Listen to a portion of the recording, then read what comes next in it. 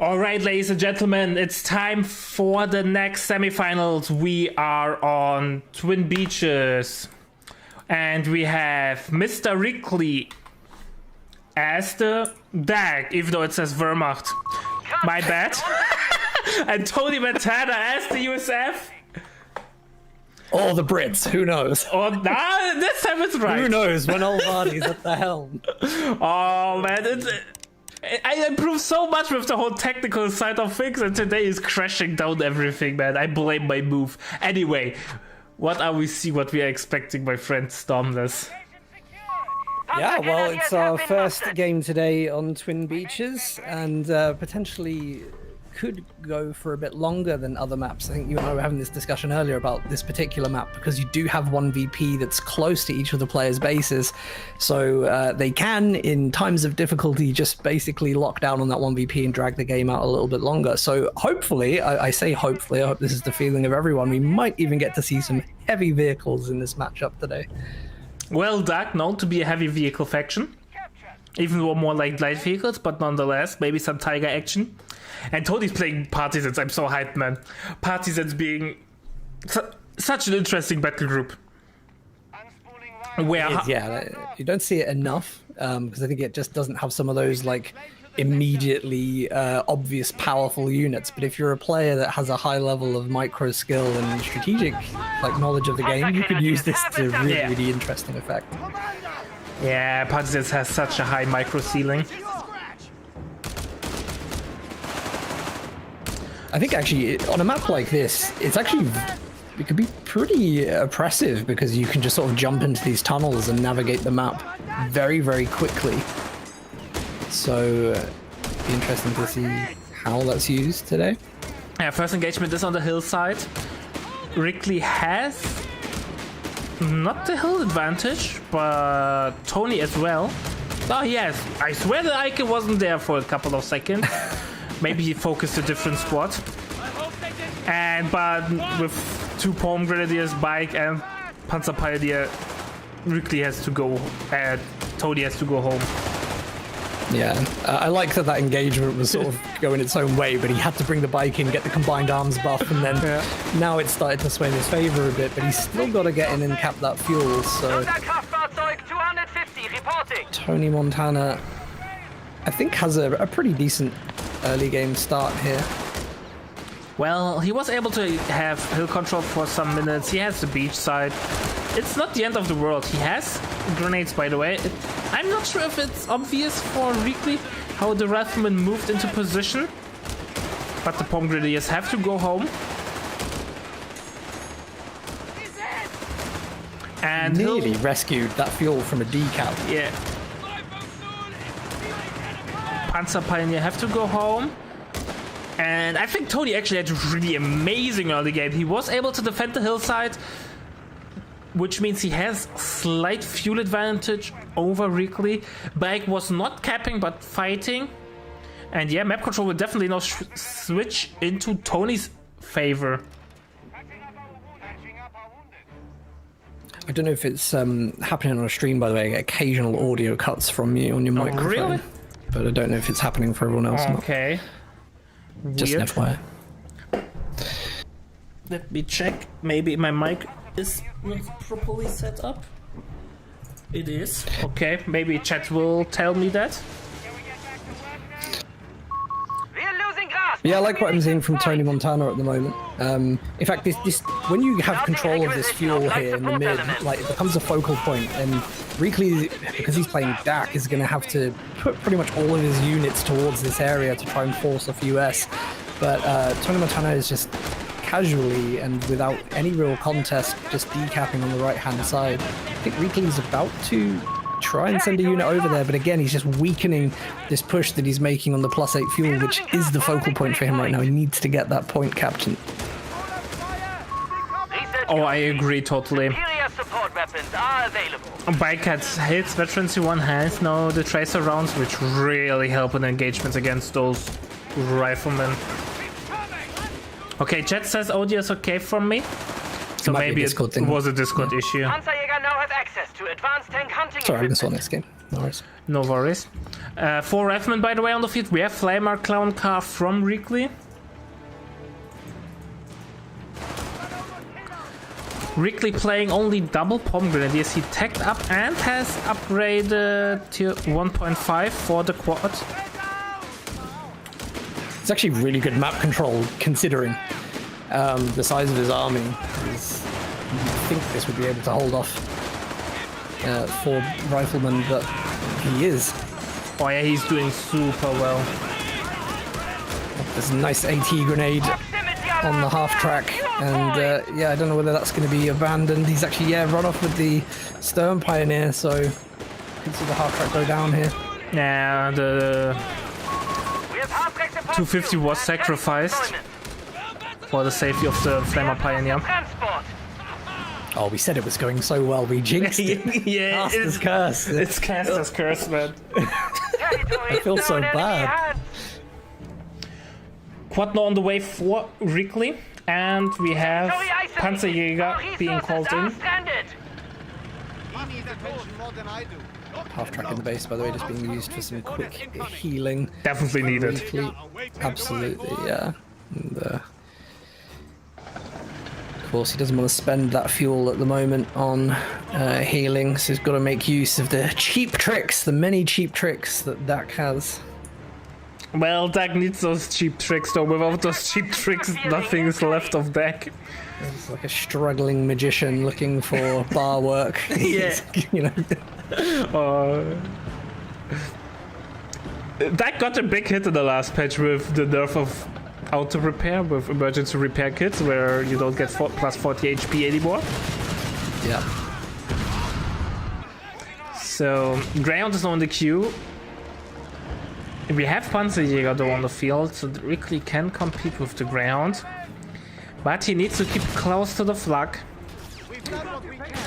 No tunnels yet from Tony, by the way. Not sure why he picked this battle group. Like, if you're not getting any tunnels, what's the point of this battle group? Territory sector out of contact. Interesting start to he used the retreat through the building. The rifleman disappeared into thin smoke. See the Stern Pioneer's like, what? Huh? Where are they? Huh? Is this a bug? Oh no, no, I think he knows what the commander selection is. Commander selection, battle group selection. Alrighty, I find myself stuck in Co2 era. It's fine, you know. You have to forgive me. It's fine. The Ostwind. It's fine, man. I'm not a single bit better, man. I still call the Sturmtruppen. I think they're called Stormtroopers. Still Obersoldaten. Wirbelwind is still Ostwind for me, even though that got better. Like, I use all the Code 2 terms, but still. Can't teach an old dog new tricks. Nah, man. Playing the game for nearly 10 years before I switched, it just made an imprint on my brain. Panzerjäger gets some nice shots in. And we have a Shrek Jäger now. Interesting. I think he's going to lock in and play quite defensive here. I think this is a really nice map actually to play against the Greyhound, because you don't have that sort of freedom like we see on Faymanville or Langres, for instance, where there is like a bit more open terrain. You could put some really good mines down here and catch the Greyhound off guard. And, you know, for Reakly to play a bit more defensive, again, we are on that map where you've got that secure VP outside the base, so he can just wait it out a bit longer than you might want to do on other 1v1 maps. It's a really nice forward healing point, too, for Reakly. You just see allowing him to soft retreat back to the center and keep that continued pressure on that +8 fuel point. Leak is an interesting choice. We have an AT gun on the field. We have, by the way, one tunnel on the front line. Our fuel point is being neutralized by the enemy. Are we going to see some parties in action? I would love to see some partisans. But sadly, no parties in action yet. Well, never say never, but...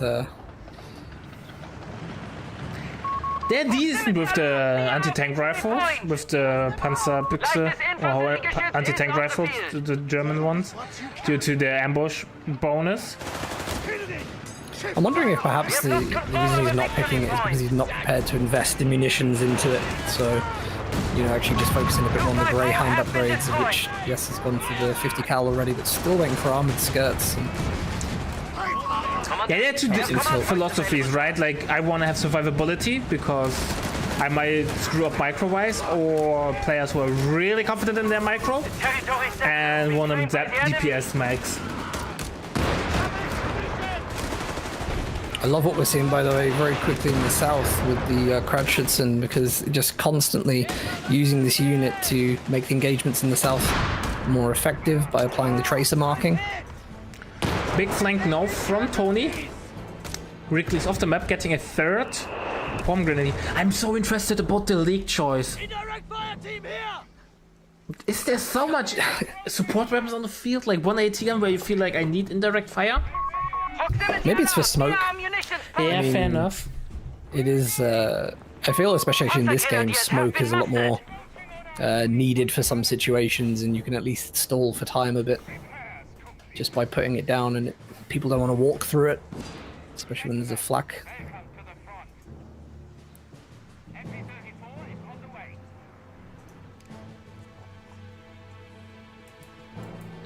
Yeah, game kind of slowed down.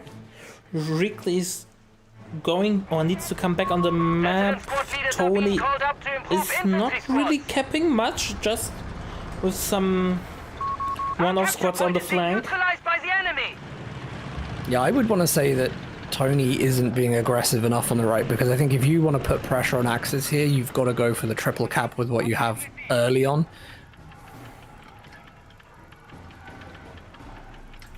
It does feel like Reakly's just been given a bit more time than you'd like him to have. A mechanized combat group awaits deployment. Bars on the way from Tony now.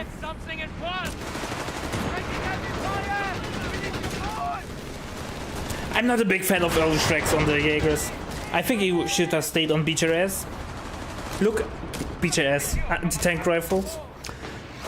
To get your point across. Armory upgrade underway. The weird thing, I didn't even pick up on it. Veteran squad leaders have been dispersed among the men. Hell, buddy, you're Expect absolutely results right. at once. Chat's like, what game are these guys casting?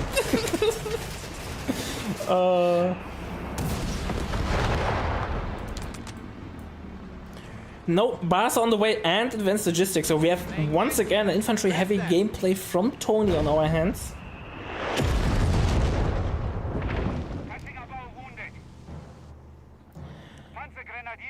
Reakly has VP advantage, but obviously with the new 575 VPs, not much can be said until like way later.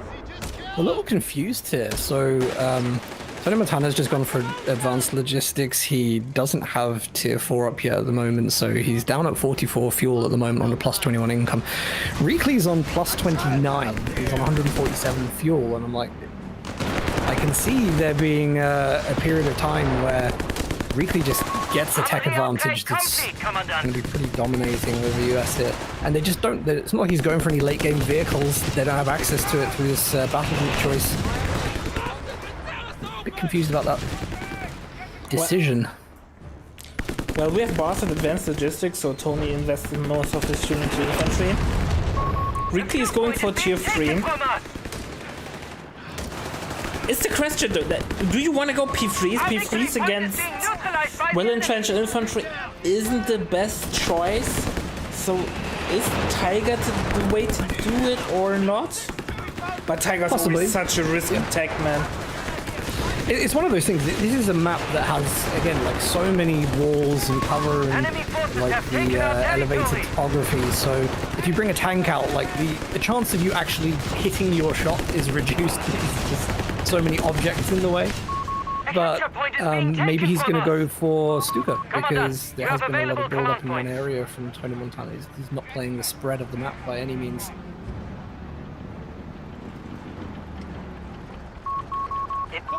A victory point is being taken from So, Stuka would be hilarious. I'm not a big fan of big rocket artillery in 1v1 because of the cooldown. If you miss, you have that unit for the next 90 seconds. Definitely, it is a risk, yeah. But must reconnect with them. Either that or he's just doing it to boost the CPs.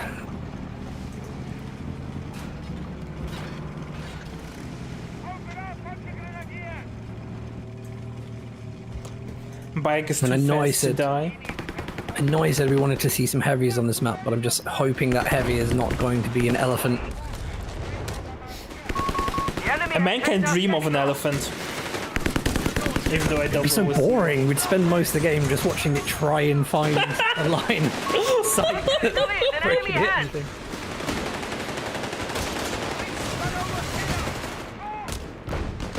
don't understand why Tonimontana hasn't gone a little more extended for this VP on the right-hand side yet. I thought there's been a lot of opportunities where he could, but he's prioritizing going for this munition scout. If he's scared for no reason.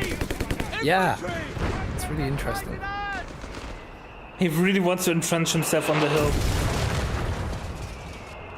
Do you know, I just saw something building for Tonimontana and I didn't catch what it was. Let me look if I can see. I think he got munition survival surplus. training. Munition surplus. So he's getting all the upgrades from the info upgrade center. Yeah. The enemy has taken a victory point. And you'll notice as well, this is a similar build to what we saw from Tushkin in the first semi-final series. In double AT gun, 4 riflemen, and the captain from the Advanced Logistics the Infantry Support Center. So, yeah, it seems to be perhaps that this is a US build that's competent at the moment. Maybe Stuka is needed though. With so double AT gun and so little mobility, the P3 will never find any angle where it can deal damage. We have command points that should be used.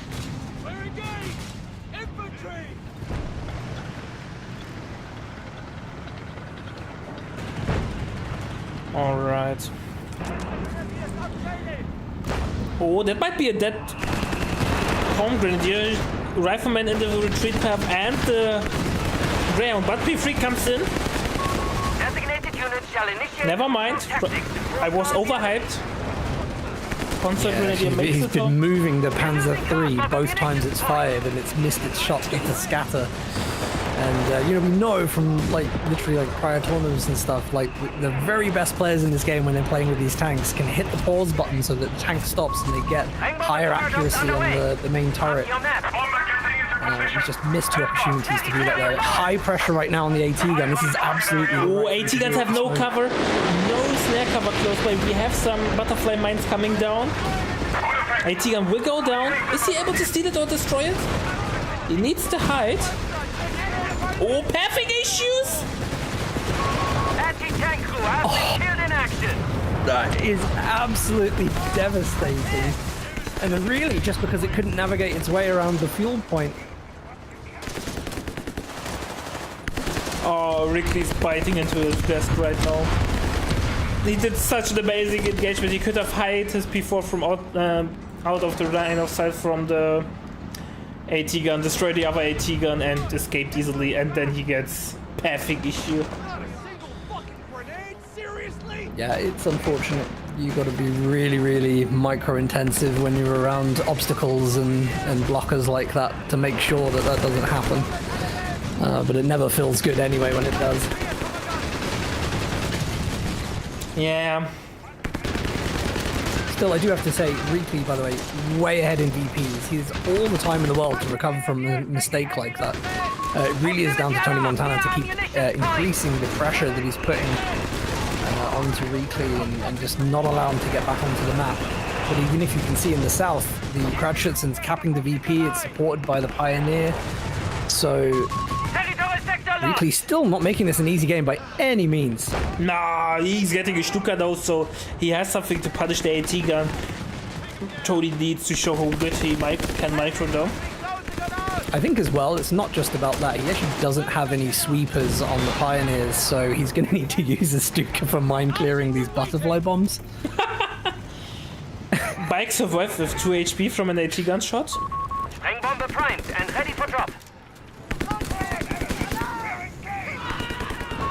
Stuka support has arrived. Artillery incoming! Clear the zone! Captain Artillery on the Panzerjägers with the Shrek. Stern Pioneers are going to go down on the south side of the retreat. Greyhound's chasing. Oh, Flat trying to save, but I'm not sure if he would be able to pull it off. Oh, smoke from the leak! Reakly on point with his micro. That is professional early IG. Oh, damn! There. Yeah, that's brilliant play. That was incredibly well microed. Oh my god. And you have to think as well, like, he placed that smoke. He would have done that 5 or 6 seconds before we actually saw that landed. Yeah. You know, really, really good game sense. Knowing the retreat paths, knowing what's coming. You'd be frustrated, right, if you're Tonimontana and you've lost that squad wipe, actually. Yeah. Those sort of things, they tell you what kind of person you're playing against. And it's really demotivating. Yeah, but it was not a misplay from Tony where he missed the wipe or something like that. I think he did everything right. He did everything right, but Reakly did it better. Yeah, it doesn't feel like it, right? I mean, actually, if you look at the number of infantry kills in this game, 73 kills for Reakly, 46 for Tonimontana. Oh, nice brush from the Stuka. Gets a lot of models, but no wipe. Yeah, that's huge.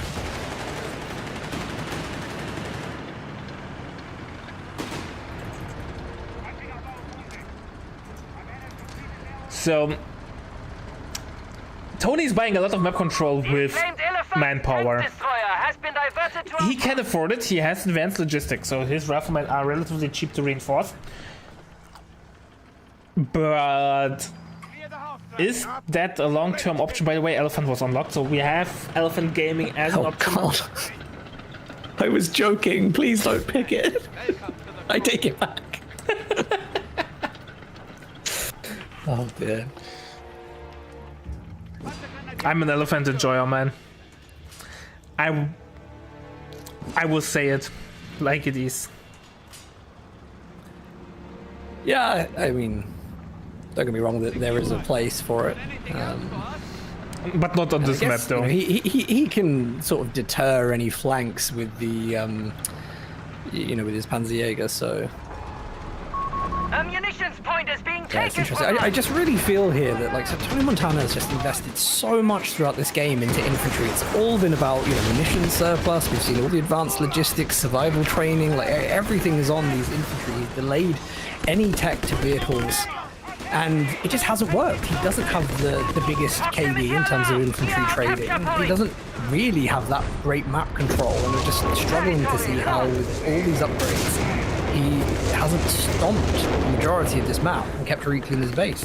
Reakly's playing a blinding game here. Stuka, best anti-tank unit in this game, confirmed. Stuka kills full HP Greyhound. Enemy It's always forces a have good feeling. taken our territory. Vehicles destroyed. One. I had to point that out because that's hilarious. Stuka of Veterancy 1. Stuka basically paid for itself already, close to Veterancy 2, and now Reakly will have a comfortable time keeping map control on the flanks. Nothing can really contest him there.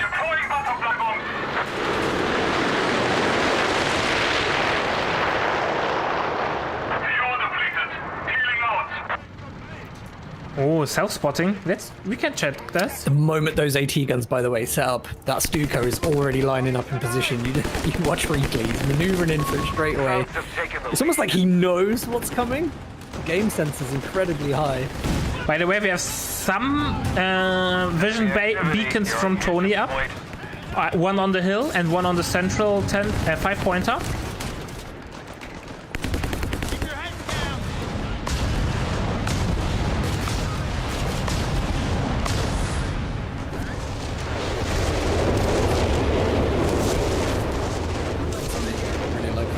Did you see the Stuka shot that he just placed? Yeah. Did it do much? So I only saw the last rocket hitting.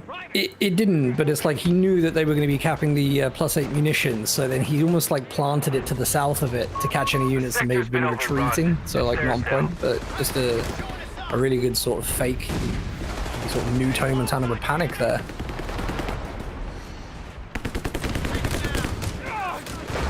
By the way, Vet 3 Palm Grenadiers with LMG and 6-man upgrade and VSL. They don't really respect rifleman feelings. Especially if you're the majority of the riflemen only have 1 bar. You finally see Sherman from Tonimontana on the field, 50 cal upgrade. Having issues though. As well. Waypoint was placed weirdly, so it will take some tail turrets on the front. AT guns terribly positioned right now. I feel like Tonimontana's in a bit of free fall right now. He did have a really good position before. I feel like he's... Oh, he's blocking his own AT guns! What is he doing? He's double snares out. Shrek is in position. Could get the wipe. Rifleman in position though. Could we see another kill on the Stuka? Anti-tank Stuka, let's go! Close. RNG gods were not in his favor. We must pull this back. We're down to 300 points. But Sherman survived. However, Reakly was not able to pull off some wipes. And Quarter hit Veteran C2. It's really, like, even if it survives, I mean, the amount of time it's got to spend off the battlefield now with heavy engine damage. He hasn't actually stopped it. This unit is safe. Stop it and repair it. Like, there's no vehicle repairs still going on at this point. It almost feels like maybe Tony's given up a little. Tony's over microd. Yeah. Second P3's on the way. The only really saving grace that Tony has, the Germans are cheap, and they are able to go toe-to-toe with the P3s, especially with double AT gun in the back line. But he needs to reinforce them fully, though. Tony's just popped his head onto the right VP, but it's about to be met with cold resistance from the Panzer III. Yeah, we were talking earlier about how these games can get drawn out by this map's 1 VP close to the base, and I think we are seeing it again, because Reakly, as good as he's doing, Tonimontana still has time to rectify the situation and make some changes. That third AT gun is coming to build. Oh, he has such a negative KD, but look at his manpower bank. He is not bleeding much manpower. Yeah. Stuka nearly wipes. Creeping barrage. Defend our victory point. We're losing it. Anti-tank team on the field. Third AT gun is definitely an interesting choice. Incoming! The victory point has fallen into enemy control. By the way, Tony didn't pick the underground detonation, but the heal ability. So every time he's near a bunker, he gets heal. No model reinforcement, but heal. One of our sectors is now in Again, enemy he's hands. relentless. The places he's choosing to place the Stuka shots as well are really well informed. That he's always forcing a retreat, or always picking things off on the retreat path. It's pretty magical. Stuka has veteran C2, man. The ability cooldown reduction or ability to recharge is handy. I like that in the next one he's going to get plus 60% rate of fire and plus 20% weapon scatter accuracy. So if he wasn't aiming it good enough already, it's about to get pretty lethal at Vet 3. There's a bug, but I don't know how to trigger it, so don't ask me how. But sometimes the 60% rate of fire buff... Wait. I feel a sense of responsibility to not tell No, because I don't know how it works. Okay. Write it on a forum thread. Fair enough. To everyone on Twitch, you've got to subscribe. Yeah, exactly. Subscribe on Twitch. I will make a private message to everyone who subscribes. Donators can know the truth. Donators know the truth. Oh, Stuka gets some nice hits, but no decrew.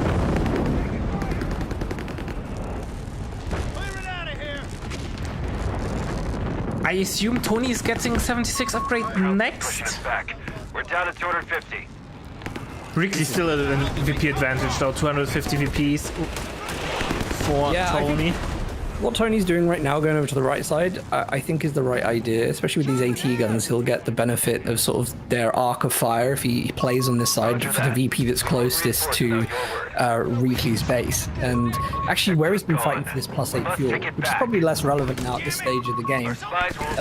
You know, again, so many sight blockers, elevated hill position. He's really struggled to land hits on the flak furling. So. If he does decide to play on the right-hand side, I think he'll have a little bit of an advantage there. Sprays his units out a bit more, not incur the wrath of the Stuka. Yeah, Stuka is shooting on infantry or rifleman. And I dislike that. He should focus the AT gun. By the way, we have vision on the middle because of the tunnel. Tunnel got destroyed, so vision is gone. P3 just survived with a nickel of HP. Upgrading our Sherman tanks with improved 76mm main gun. 76 Sherman upgrade is on the way. Yeah, I think it's a good choice. Tunnel hideout under construction.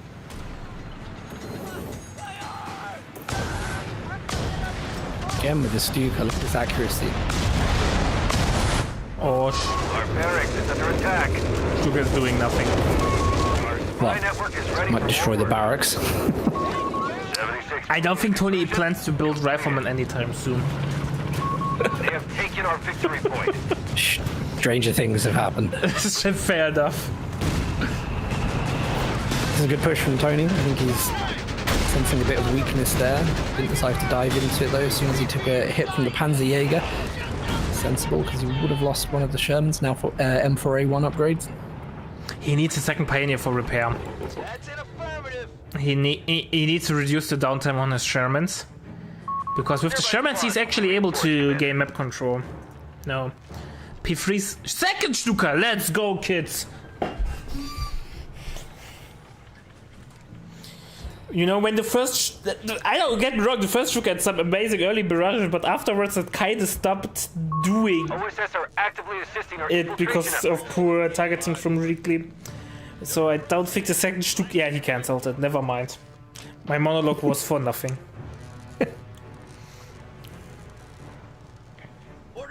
I mean, Reakly, with maybe sometimes what seems like a smaller and less powerful army, is closer to PopCap than Tonimontana. So I think you may want to keep something to the side here in case he wants to go into a heavy tank or change things up a little. Third Sherman is on the way. Tiger would be... I know Chad wants to see an elephant. I wouldn't be mad either if we see one, but I don't think it will be an elephant. It feels more like Tiger stall. I sort of have a feeling we'll see it because it's such a defensive map and he's been playing it in a defensive way too. He just leaves the elephant like on the left hand side and who knows, bring his army elsewhere. But it does feel like right now, there just isn't enough contest on the VPs on the right, so they're just sort of playing and trading VP on the left side. Does Tonimontana flank and push in here on the Panzer IIIs? He's trying to do so, yes. The Reakly is revealed. They have that free though, bonus. They get bonus damage. And again, he shoots. Not the... Oh, he gets the Sherman though. Why I was looking what the Stuka is doing.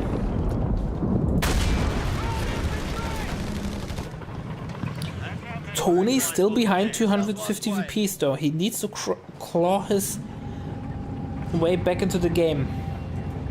I think though he has now the advantage.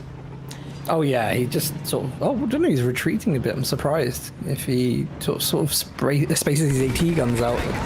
Sort of locking Reakly into his base right now. This is poor though with the M4A1 Sherman in the top. Oh, that's a Gunner Sherman, is it? He might get the P3 though.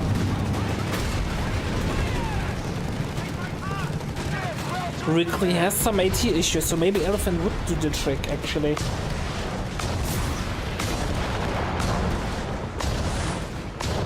Stuka is opening fire into an empty field. That's the thing with why I'm not a huge fan of the Stuka attack. it did some great damage, but in the end, it's not able to deliver what Reakly paid for to get rid of the AT guns. And now it's kind of dead pop cap because Stuka is also really expensive pop cap wise. It is a bit of an RNG wheel, but I think if he keeps chipping away at it, at some point he will get a hit that he wants. I think it's just one of those things. You've got to keep it firing constantly as well to get the max use out of it. Yeah, it's I wonder just if every shot that he's fired has actually been with full vision or with knowing where they are, or whether he's just sort of using it to make sure that he does keep it firing and keep gaining veterancy. Once it gets to the plus 60% rate of fire, I think it's going to be pretty lethal because you can just wait for the AT guns to set up and blast them. Tonimontana's AT gun micro has been, they're pretty much clumped together. I don't think he's individually microing a lot of them. They seem to be like he micros together in one separately, how it looks like it.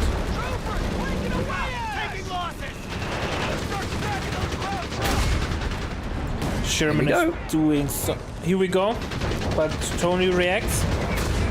Oh, Stuka is in the right place. Gets no vibe though. That's a huge scatter, man. Oh, that was Creeping Barrage. So this is worth pointing out as well. A lot of these shots are coming at max range, which, you know, I feel like I've been saying this for years whilst casting Company of Heroes, but sometimes you want to get a bit closer to reduce that scatter. Tony lost his tunnels where he was getting the vision advantage, so vision is relatively even. Stuka in an empty field. P3 will get picked. Oh, will it? It should. Yeah, it reveals itself.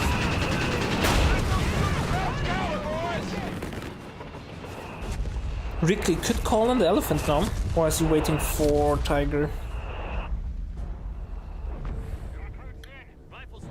The game's totally changed ever since these Shermans started coming out and then the upgrade. Yeah. In fact, it just really felt like it was never going to progress until that tacking choice. But again, he waited so long to bring out these vehicles. I'm just wondering if he could have switched to this way earlier in the game.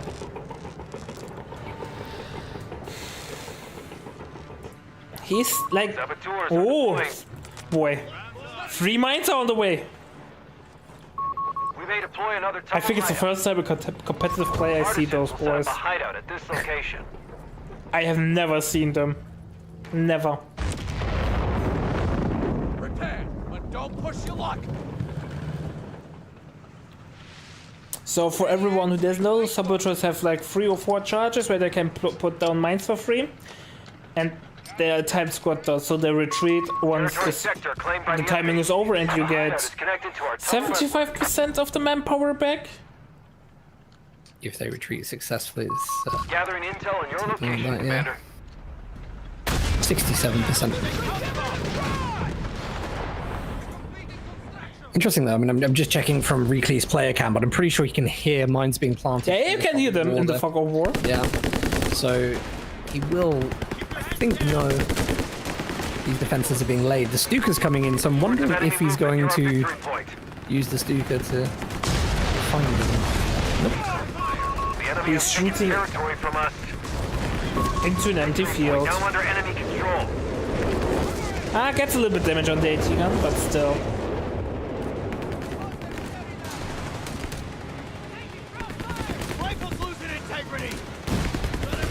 No! Stuka goes down. Oh, the vision ability from Tony helped the vibe to Stuka. Great play.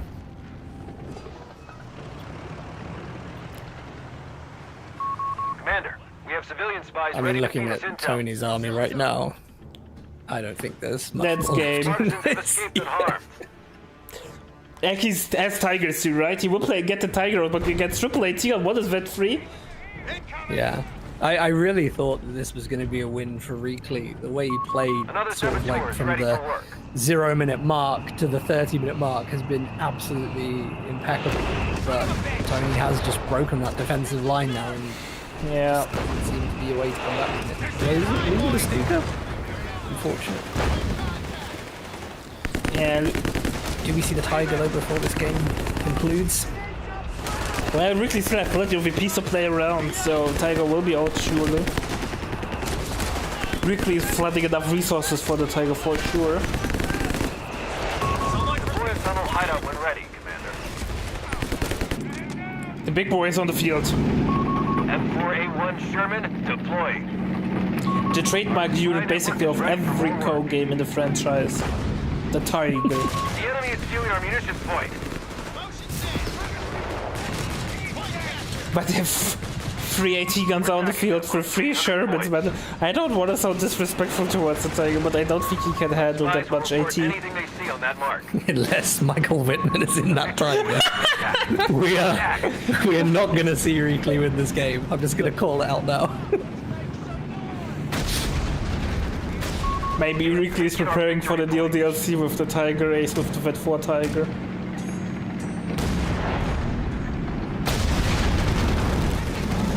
Brushing up on his Tiger mic for that. Did it just splash damage both Sherman? Yeah, that can happen. The AoE is so hilarious. Maybe he is in that tank. Maybe.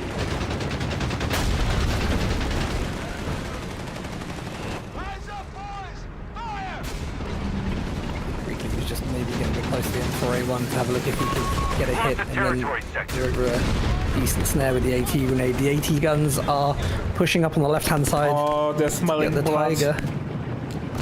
And the Absolutely. Shermans are also smelling blood. Civilian spies ready to feed us intel. Looks like we're going to see the game-ending push here, potentially. Oh, AT gun! Get the P3. Forward units report the Krauts are down to 250 points. He's right to pick off the 2-star AT gun because the Vet 3 does have a 20% damage reduction applied by the veterancy. So, might be a bit more... Cruise shock, by the way, sorry to interrupt. Cruise shock on the Panzerjäger on the bottom VP. That might be a dead Sherman. Look at the damage from the Panzerjäger.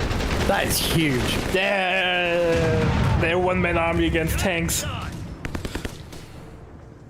It's like watching Zeus throw a thunderbolt. Yeah. It's really, really direct with that 3. Reakly is going down to mechanized company. Oh, why mechanized?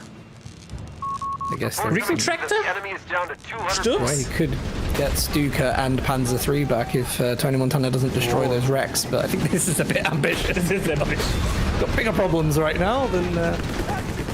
We could also be going for the repair trucks to repair the infantry engaged on the field. Tiger will get snared. But that's just a little bit of HP loss, not that meaningful.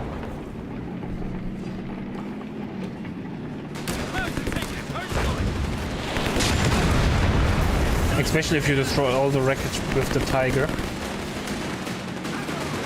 Reakly's A-move blob is leaving the base.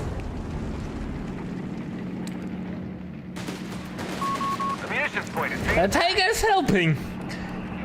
But he needs to get rid of the AT gun somehow. And I don't know how. Enemy movement near a victory point.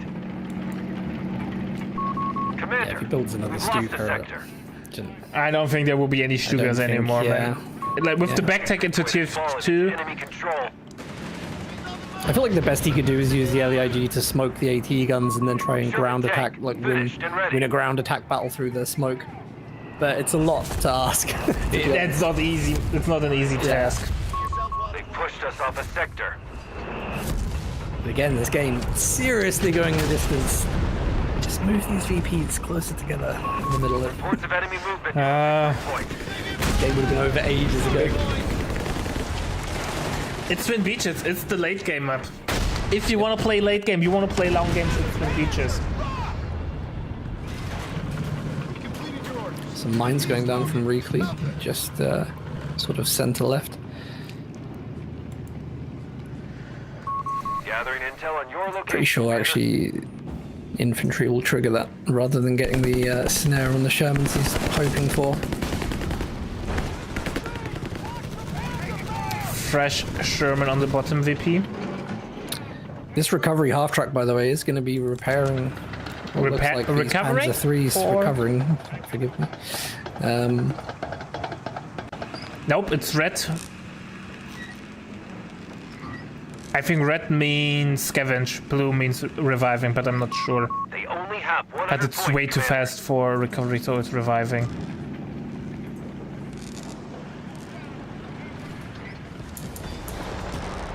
But who needs visual indicators? Cover him! Rifle's losing integrity! Tiger's showing his rear armor, but there's nothing to shoot at it, so it's okay. No, it's a scavenge.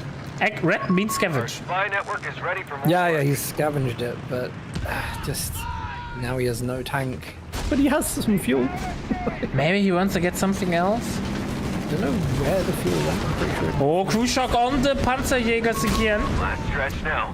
Sherman's down to 75 points. The damage is insane. This Tiger's in trouble. This Tiger's in trouble if those AT guns set up. Oh, my God. Boy. Oh man, that's dead. No, it bounced! Destroyed. Never mind. That's a Tiger down. He's dead! F in chats. Not another step!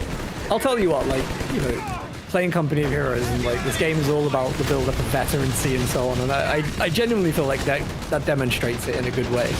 You know, spend a lot of time protecting these units, getting the veterancy up, and you can just smash a Tiger like that. The Tiger just evaporated to thin air. Yeah. And Reakly calls it. Great play. Great game.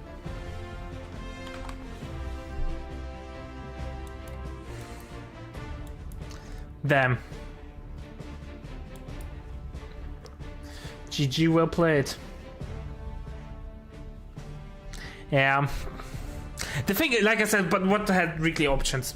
Like, chat says that's why you don't play heavy tanks, but what realistic options were there for Reakly? Like, he couldn't stay on P3s. The P3s would have even died faster to the double AT gun. Triple AT gun. And he couldn't keep up with infantry. So, like, he needed to go for Tiger. He just had to find a way to get rid of the AT gun. Anyway, some closing thoughts, my dear friends. Sometimes the game is just over, you know, and there just isn't a way to come back. And Yeah. that's it. Build what you can build. But I think that game genuinely was over when the Stuka got destroyed. All right, ladies and gentlemen, we'll be back with game number 2 in a couple of seconds. All right, ladies and gentlemen, it's time for game number 2 between Reakly and Tonimontana. We are back on Twin Beaches, and we have Mr. Reakly as the USF, and on the other side we have Mr. Tonimontana as the Wehrmacht. What are we seeing? What are we expecting, my dear friend Stormless? Well, right from the start of the game, Reakly's dived in with Armor Battle Group. So, to see it, we do see assault engineers on the field straight away. And I'm sure we'll be seeing Tonimontana's pick after he sees that.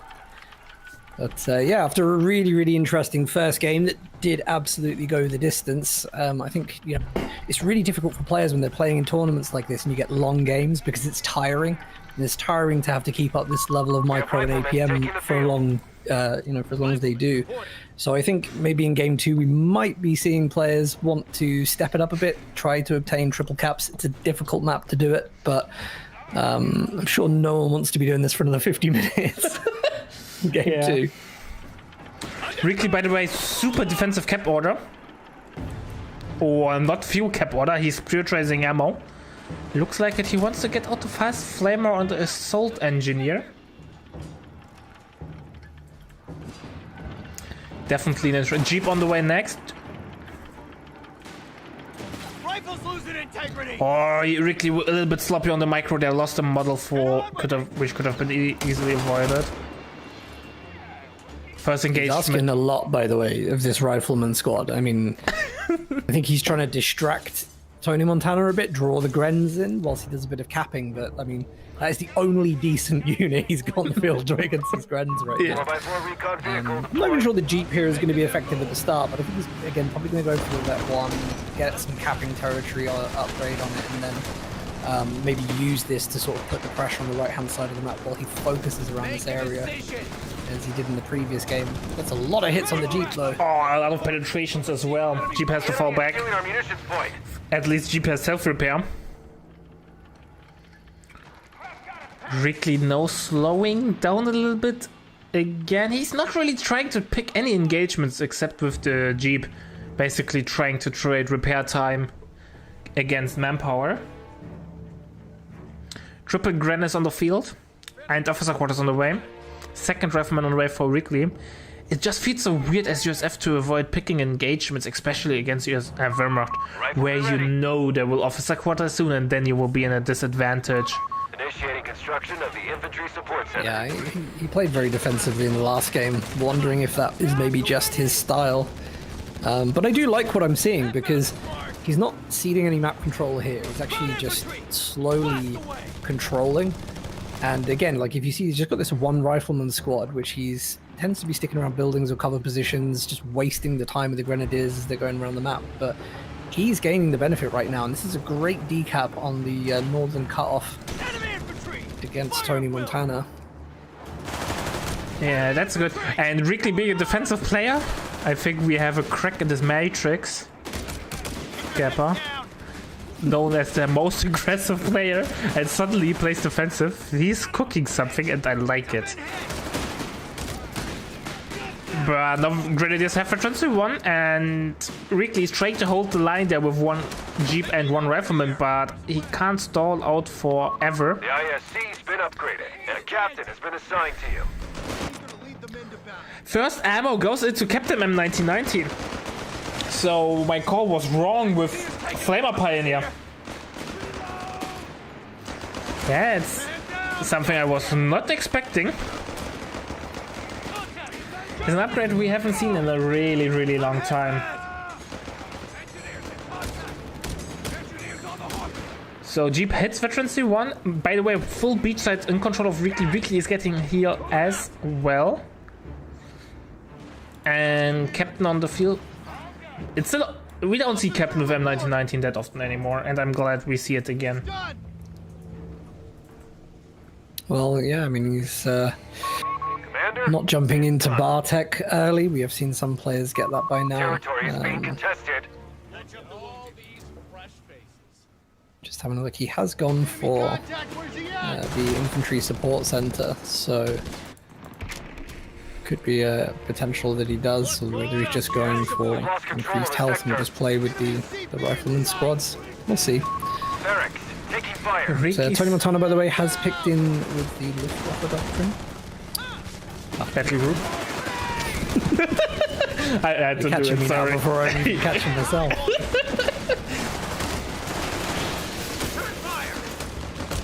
So Reakly plays really traditional rifleman build order. Obviously only 2 instead of 3, but he got the assault point and the Jeep, so he feels like that's okay, or it's enough.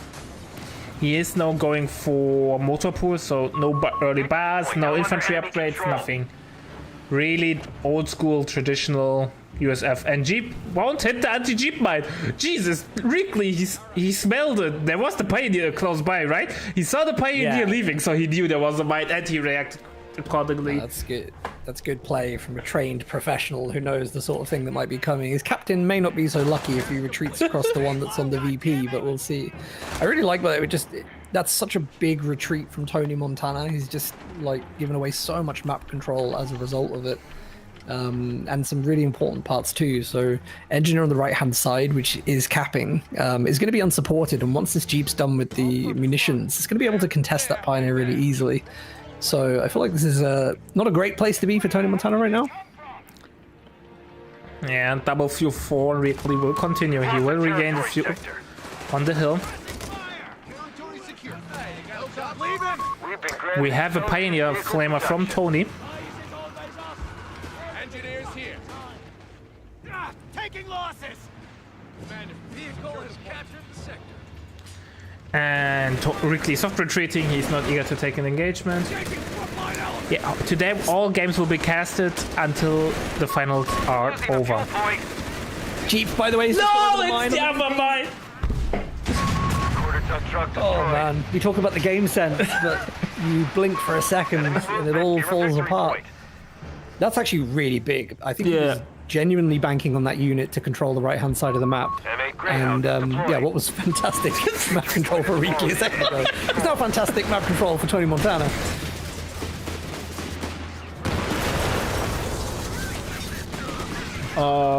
Greyhound on the field getting both upgrades. Men are being upgraded with grenades. Grenades on the way for Reakly. I assume after... Nope. Cancels the grenades and gets the third rifleman. Resources cut off. We have territory isolated. That's really interesting, actually. How he's choosing to play through this. I guess that Greyhound is going to be sort of pivotal right now. Got to be more active with these minesweepers now. That he's... Riflemen are ready. well, he pretty much knows there's one still in that munitions We'll point. have grenades soon. At least he assumes there's one. Yeah, but here we see another Pioneer on the right-hand side. I wonder if he doesn't chase with the Greyhound. Oh, he will just for fear of chase. it.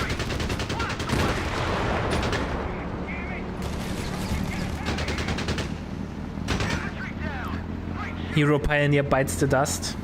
And we have the LG-40 Grenades on the field. sucks. The budget Raketenwerfer. This is such a good light AT gun, though. We don't see it that often, but it's nice. It is. It has shorter range than the standard AT gun, however, it can retreat. Yeah, the retreating's one pop. I just think for the sort of arc of fire that it has, and the amount of things it can just cover, it would be really, really well against the Greyhound. Yeah, very mobile. It also gives Tony the opportunity, or gives him the room not to upgrade the 2-1 and keep the anti-infantry firepower. So Snare went off against the 2-1, but there's no follow-up, or the retreat is rather covered, so should be fine.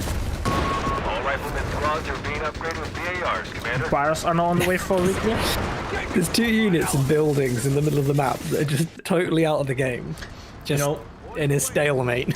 Like Saving Private Ryan, I always bring this story, so chat already knows it, but I will do it anyway. Like Saving Private Ryan, where they're in the building and then the wall collapses and suddenly the Americans shoot the Germans because the Germans are not reacting in time. It always reminds me of that. Such an amazing movie. Breach. And Tony retreats. We have the Jaeger on the field. Units can get on with their lives. We have a second LG-40 in base.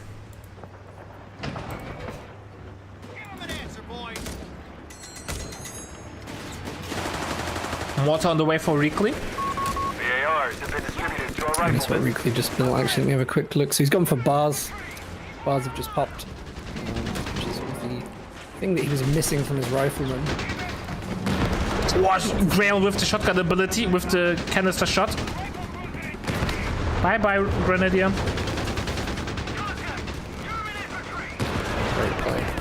He died a hero's death. Order crew And two. he's learned to bring minesweepers. Can ask for more. Reakly's going for a bit more pressure than we saw in the previous game on VPs, aiming for a triple cap here. Should be fairly easy for Tony to deal with. There's no real stable map control in this game. It's like either someone has loads of map control and the other doesn't, and it just switches. Yeah, it switches a lot. Sort of interesting. Reakly's also gone for mortar. I wonder if he senses the threat from the recoilless. A fuel Some point is smoke being on seized by the the enemy. Greyhound working.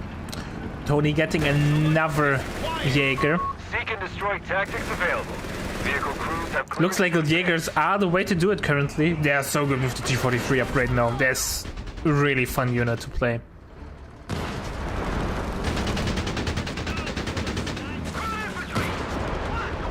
So we have also officer quarters for Tony on tier 2.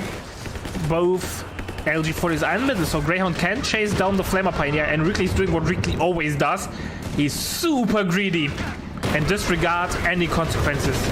He's just driving into the base! Minute 12, there could be anything! And he gets the Flavor Pioneer. What a bad choice. Reakly always pushes, man. Yeah, you know, if this was like Code 2, a snare there would be really critical, but that snare's only temporary, and I think he knows that. LG40 is nowhere near LG60, sorry. Ah, they were in the middle with Camo. Samsung TV.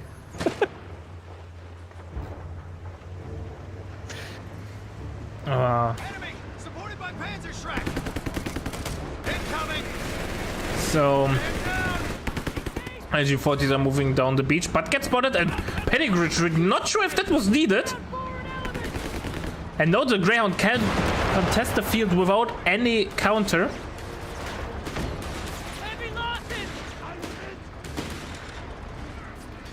AT gun on the way for Reakly.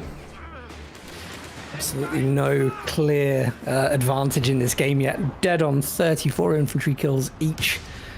495 to 484 VPs, approaching the 15-minute mark. Could be in front of a long game. Yeah, we have a long game now, and VPs are even dead. Everything is even dead. Only Tony has slight advantage, and the tank killed because of the Jeep. But this time, I mean, we don't have these heavy tanks available, so this is going to be sort of coming down to the plays they make with medium vehicles. This AT gun's got great line of sight on that scout car. Massive hit. Oh, and the mortar nearly cleared it. Oh, I missed that. I would have loved to see that. The anti-tank mortar.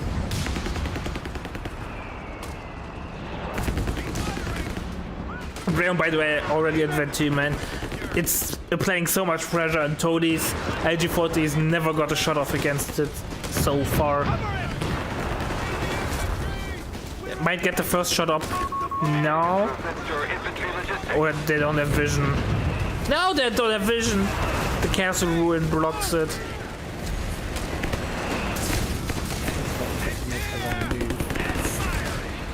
I feel like he's not doing himself any favors by not pre-setting up.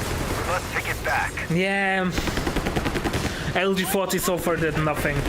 The idea was great, but Reakly has such a good micro that he's always where the LG40s aren't. The fact that they're together blobbed like this, you're also not potentially getting the benefit of this massive arc of fire that you know, you could still sort of have them cross over and still defend the same area. Scout car, by the way, it's gone down to the AT gun. That was totally unnecessary. Why the hell was that scout Always retreat further away with your low HP tanks, kids. Chat. I think he'll be kicking himself about that. That was Yeah, that really was the avoidable loss. Ground now on the beach side. LG40s are coming over. They're also always in camo, and then they're so slow. Yeah, I can't understand the usage of them. Tony's getting tier 4 up, Panzer Company. He also has reserve infantry now up. And that's the thing, right? Greyhound did the damage, LG40s are now on the beach side, but the Greyhound is long gone. It's now in the middle. Getting wonderful hits against the Gren and the Jaeger.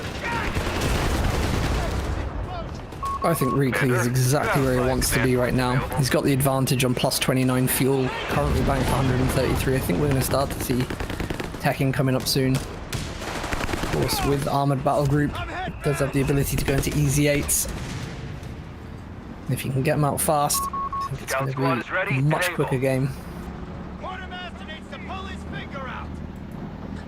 And we're slowly getting double bar on all riflemen. Only one rifleman is missing. One of our sectors is And it's just so good, man, what Reakly's playing. He's so on point with his Greyhound micro.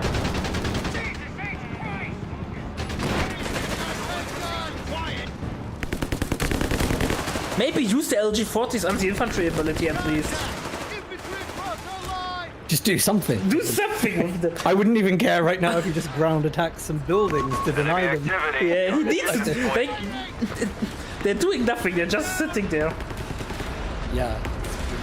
Which is a shame, because I genuinely have seen these units used to very good effect in some games, but yeah, the constant movement isn't helping. Ground is already in the middle, like LG40s are down position, but who cares? Ground is in the middle. Engineers, take an enemy fire!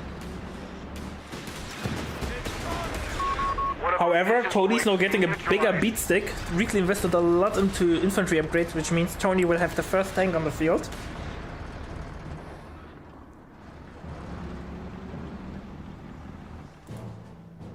It feels weird, doesn't it, thinking that Tonimontana is going to have a Panzer IV out before we see any medium vehicle from Reakly.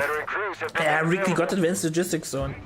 Advanced logistics. And I wonder if that will change the game a bit though, because there's one AT gun from Reakly to sort of counter this, but there's decent AT. By the way, the LG40s are lining up. I think no, they're just not. What? Why is he like? He's afraid of the rifleman, but he has so much infantry firepower there, and the other Jäger is in the building which he can't shoot from. Oh, Airburst hitting both buildings at the same time! Tony, what are you doing? We have a surplus of command points. Rifleman down. Well, has wiped a squad of riflemen on the +8 fuel there. Yeah, and leaves a bar for the Grenadier. Really kind of him. Leaves double buff for the Grenadier. Territory sector claimed by the enemy. Well, at least something for Tony. I have no idea how good the Grenadier is now with double bars compared to the bar rifleman. Is it a huge combat boost? It should be, but is it enough of a combat boost? I have no idea. Not really seen it before, to be honest. Yeah, that's the thing. That's why hard to comment on that one. I'm just having a look at their veterancy rewards. So I mean, yeah, they get plus 25% weapon accuracy, and then a plus 15% of Vet 3. So yeah, the bars should be pretty good. At least in Vet 3, so they get to this Grenadier though you can keep into the late game as an improved snare. And as a semi-decent anti-infantry unit.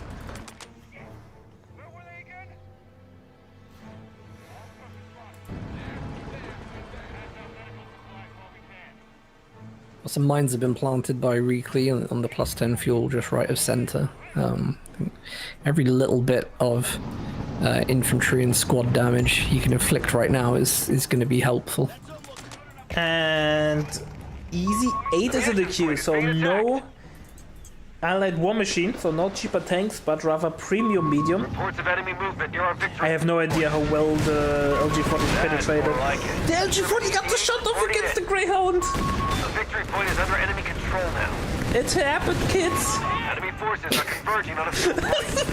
Finally, and they're retreating. Yeah, and full retreat. Minimal impact. It's unfortunate. There's been so many better occasions for those shots to land, but... Oh, the airburst is doing so much damage. Yeah, airburst has been on point, actually. Reakly's really doing some good work with that. He's nearly wiped the Jaeger squad twice. He's been a bit unlucky, but I think let alone just wiping 3 or 4 models of a squad is all going to add up. Well, any damage you can make against expensive units is always nice, I guess. Oh, I think. So, Tony's close to a second P4, or do you want to go Brombear? You're asking me? Yeah, I'm asking you. Oh, here, I don't know. To be honest, I'd probably surrender. Rifleman squad deployed. I do think here on this map, again, like, I really hate the slowness of units on this map, especially when there's so many side blockers. I think probably a Panzer IV, armor skirts, and just try your best with the LG40s to vet them. Tony's trying to return the favor. They're not chasing a rifleman on the beach side, but P4 refuses to hit, and smoke from Reakly should save the retreat path. Was not even close. The thing as well, we've got to remember Tonimontana is playing with the Luftwaffe battle group, so Yes, he does have unlocked the Stuka Loiter, so it could be. I mean, it's not going to be a game changer. It's not going to win the game for him with the click, but it's a panic button, right? Like if something goes wrong, you can still cover your flank. Absolutely, and sometimes it either delivers that extra bit of damage you need to win the engagement, or it just takes the wind out of the sails from an enemy push.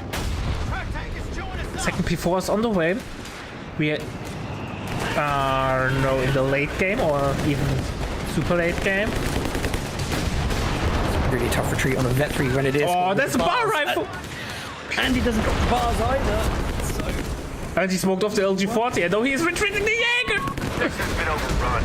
It's theirs now. Bye-bye, Jaeger. LG-40 get double hit on the Greyhound. Greyhound hits Veteran 3, and now his own smoke covers the retreat of the...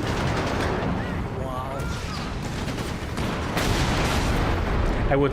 Oh! Tony must be so mad. Yeah, I mean, they're useless against the Greyhound now. It's got plus 80 health when it hit Vet 3, and the LG-40s are just useless. H-Web on the Easy 8.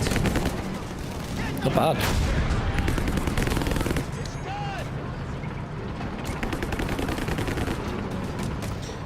That was really unfortunate for Tony. Second Easy 8 is on the way. This is a great push from that Panzer IV though. Yeah. Shots here from the chase. Is it worth the dive? Is it worth? It looks like it. He gets the AT gun recruit. He gets the Easy 8. He might get the rifle, but he can't steal the AT gun. That's a huge pickup. He can't build good AT guns on his own. German Easy 8 has arrived. Due to tier 2. That's a really fortunate turnabout there. It was needed. Like, we're so happy. He lost 2 infantry squads in a matter of seconds, so he needed to get at least a vibe there. Oh, new Easy 8 is coming. 40s though. Now the LG-40s are starting to do something. Sometimes it feels like too little too late. Again, I mean, if you can just take a couple of minutes, repair the Panzer IVs, maybe invest in armor skirts, he's got a decent army. Question right now is actually, what is Reakly doing to sort of secure the map? I haven't seen any mine places go down. He has enough ammo per minute, but he only has one higher. There is actually, in the north with the plus 8 munitions, there's mines literally to the left of that. So any attempt on the VP on the left would be met with one. Reports of enemy See movement any near a other victory big point. mine placements though. Oh, I'm so hyped for the mine changes in the next patch for casting or for observers, because they get the signs. I don't know if people have seen it, but mines get like a sign, like the skull, like you have on minefields in real life. And they are obviously only for, if you have a sweeper, it makes easier to spot them, because then you see them, the signs. And for casters, obviously, we see the signs right away. So we actually know where the damn mines are. Yeah.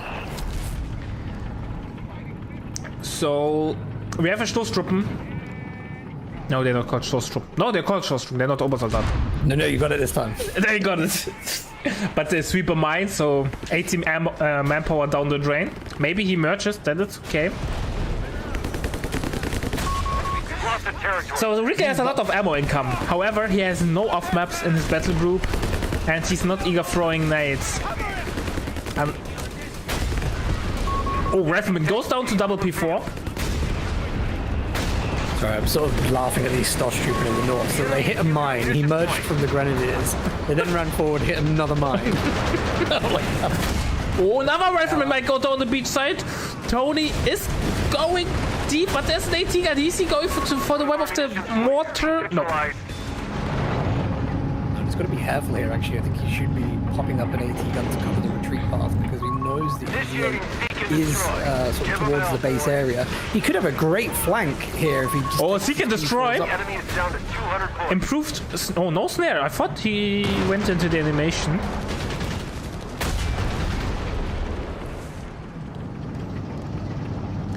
Do we have officer quarters for tier 3 as well?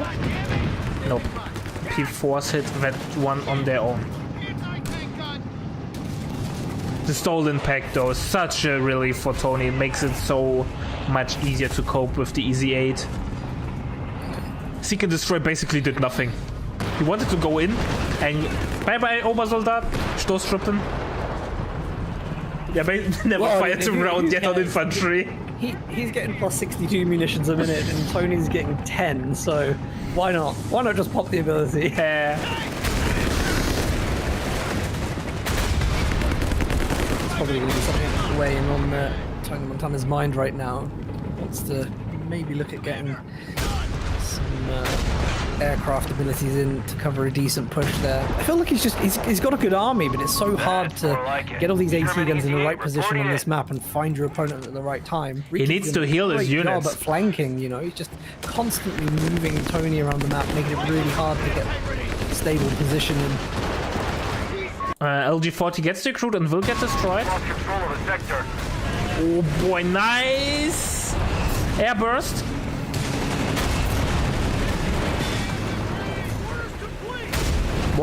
Gets the AT gun, the stolen one. I'm sensing it. I'm sensing a bit of frustration from Tony, actually. I feel like he wanted to dive in there. Yeah. And Obersoldaten restricted once again. I think they never fired a bullet against those riflemen. To be fair though, Reakly lost quite a lot of riflemen. He's down to 1 rifleman at Vet 2 and the other one is Vet 0 and rebuild. Sort of feel like one wrong move here, and it's GG.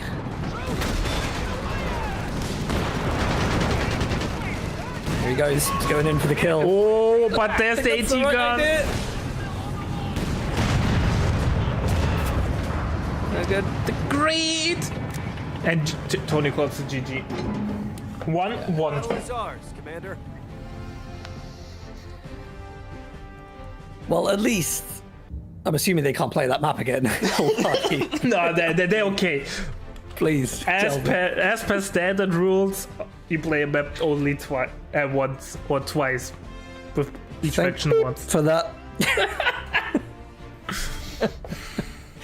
But, yeah, I mean, hey, GG.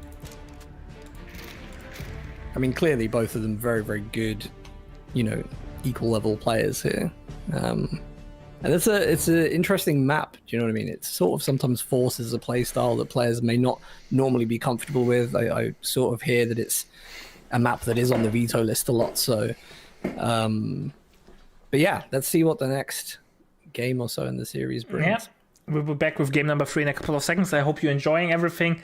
And as I said, you can already sign up for the Rising Star tournament. There won't be any of the top 12 players.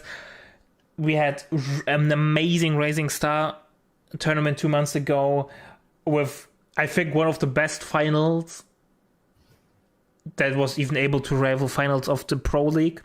With J Raptor against Neil, it was incredibly good. So definitely worth signing up there, getting some experience on the tournament side if you're a newer player or want to maybe dip your toes into tournament play and get the feeling how it is to play under high pressure and learn a new trick or so. Feel free to do so. The link to the signups are pinned in the chat. And see you in the next game. Alright, ladies and gentlemen, it's time for game number 3. We are on road to Tunis, one of the players' favorites. And we have Mr. Reakly as the Brits with his favorite faction, or at least used to be. And on the other side, we have Mr. Tonimontana as the Wehrmacht. And both, or this semi-final can't be more different than the last one that we casted with Ray. So much more faction diversity. I hope you like that, Mr. Stormless. I do. I'm a very big fan of tournaments where you don't watch the same thing 10 times in a row. What do you mean? Exhausted. Mobile defense versus guard motor every game. Yeah. No, I mean, I like the variety. I also see your point where you're coming from with regards to some of the rules of the tournament and so on. You know, does create a bit of interest in terms of that variety. But hey ho, here we are back on road to Tunis, and we don't have any instant commander picks this time. So I think with players are gonna have a little bit of a feel out for what the opponent's going for first, make a pick that they think will help them tip the advantage. I'm hoping for terror from Tony. I want to see some KT action. But Tony. But I don't know, man. Terror is so rarely picked nowadays. And Reakly, heavy ammo, KT against Black Prince. Give me my super late game tank struggle. Sure, we needed another 50-minute game in this series. Well, isn't that what Relic is aiming for with the increase of the VPs, that the games are basically like 15% longer or something like that? An infantry section is present. Yeah, I can't remember the exact breakdown of that, but I think it is interesting. Like, it feels normal to me. Although I don't understand, why did we go to 575 VPs rather than just change the amount of time that it takes for 500 VPs to go down? Because it's a really weird number. I can't get my head around the 575 number. Like, where did this come from? Yeah, it feels so weird. I agree with you. So nothing unusual happening. Triple Grand from Tony, triple infantry section from Reakly. We have a Flamer Royal Engineer though right away, so no sweeper. Hopefully Tony realizes that and will spam mines like a madman. This has been a very civil game so far, played between two gentlemen. Just a light sort of look into the enemy trenches. Good day to yourself, be on my way. And British way. Not really, pretty much, yeah. Not gonna be just shell our own guys for like a few weeks from 6 miles away. Anyway, less said about that. But yeah, I mean, it's for an early game, very little going on. I think we're and 4 infantry section from Reakly. And yeah, Aussies from Reakly, or at least battle group. No Aussies on the field though. And Tony has a Stern Pioneer on the field, which means last stand. I like the idea that by not playing the Australian infantry unit early, actually you can hide the fact that perhaps we'll see 2-pounder come out against the scout car. And no STG from Tony, but rather a Flamer. That is interesting. You also get the 4th model, so it's... But you don't have the same DPS increase compared to the STG, infrared STG. And you don't get the detection buff, at least I think. It would make sense. I think in this game, one of them is going to have to be the Minesweeper, so I guess, you know, something's going to need to clear buildings, something's going to need to sweep mines. I don't think you can manage it between these 2 pioneers any other way, so... Oh, safe, you got decapped by Reakly. Tony will not like that. Quite an interesting play there from Tony. Like, in a way, he's bunching up his units, going to one area of the map, winning the engagement, and then he sort of just like spreads out and reclaims some map control. Great mines being placed there from Reakly, just as I think you were saying. Saying the mines. Stern Pioneer Flamer's doing a lot of damage. Oh boy, they were standing all in a straight line, so the Flamer was able to hit all the models. To everyone not aware of that, Flamer applies their damage in a straight line, so if your models are spread out, only one model gets hit. If they're all bunched up or standing in a straight line, all models get hit, which is not comfortable. Croc Flamer works very differently. Very good fun fact. I know. That's the educational part of the stream. And you used your only good fun fact. Yeah, exactly. Semifinals. You should have saved it for the finals already. Maybe have another one. I'm saving mine. Ah, okay. Oh wait, no, you're hyping me up. Humber on the way from Reakly. And tier 3, pardon, from Tony.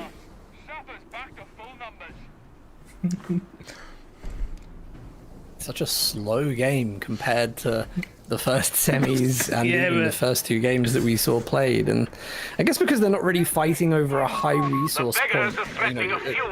Twin Beaches sort of does lead you into that engagement because you have to contest there. But here, just a lot of skirmishes, a lot of slowed play, playing for what they think is going to be the unit with the biggest window of opportunity in the mid game. But Humber makes its entrance.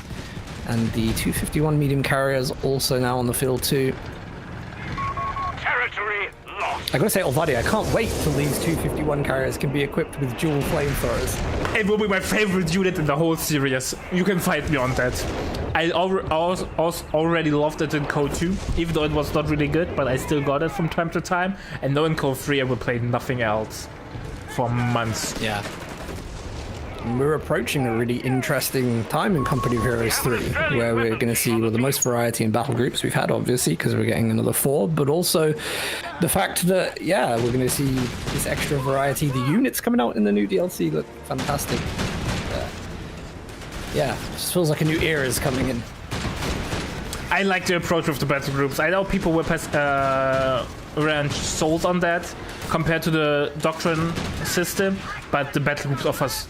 every battle group is unique. There's nothing twice. Like, no ability is cloned to another battle group, and I like it so much. Yeah. 2-pounder now on the field for Reakly. This is a really, really good counter to a lot of what... Oh, I say that, it just misses.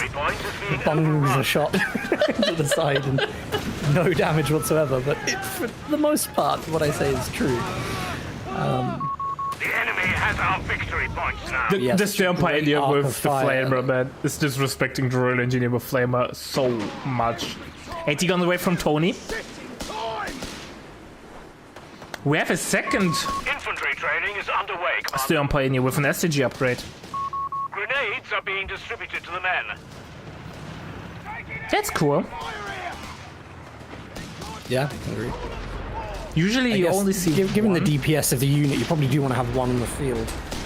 But he's got a really good range of abilities. So, we also got like variety of what you have within your army. And he's got the building clearance. He's got the DPS units. He's got minesweepers. He needs to be very careful with that building with the Grenadier in mid. I don't think he's seen it. Oh, you reacted on time. Yeah, you can see how close that was. So Reakly was once again able to decap the 10-pointer, the safe one, and the other one. So Tony's down to 3 fuel per minute. And now he also used some Reakly artillery on the 10-pointer next to the base, which will delay the cap a little bit.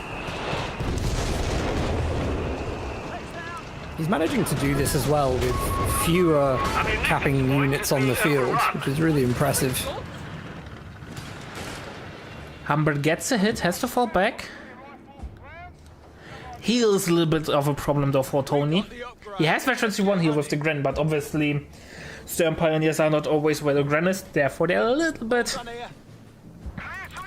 have a heal problem. I've got to say, I really, really like this build with the infantry section Reakly packages. And I really, really hope that he does go for... Oh no, he has. He's gone for infantry training. So the stack that you get on this, right? So when you go for the Reakly packages, bear in mind you've got really good run and gun potential. So from infantry training, you do get the 10% accuracy. And then as these rifles vet up, you get a 25% weapon accuracy at vet 2, and then a plus 15% rate of fire on vet 3. These become lethal on the move. Oh yeah. And keep in mind, they also have crazy detection range. Obviously, no, not important, but still. And they have +5 base, +5 to baseline vision, and they have the flare. They're basically so stacked with firepower and utility, it's insane. Yeah, it's a really good choice. This build, he's baiting this 2-pounder so that he can hit it with the second one. Now he's going to get another shot off. But it has pathing issues. He pathed inside the wall. But he got scared. Way. But snares out. Grenades on the infantry. I mean, that is great forward thinking. saved himself a new keyboard there. I just smashed the hell out of mine. The amount of misses in this game. Yeah. Retreat, Nate? Even retreat. Nothing. RNG is rearing its ugly head all over the place in this game. Oh, good nade from Reakly though. Points available. Acknowledge. We're losing a Hey, victory Tegan now point. is in a trouble. Humber is coming from behind. Yeah. Absolutely senses a bit of a fragile line there and dives in on it. Really, really good play. Love the pop as well from the mark area. He doesn't go for it. Oh, he gets it. Belongs to the enemy.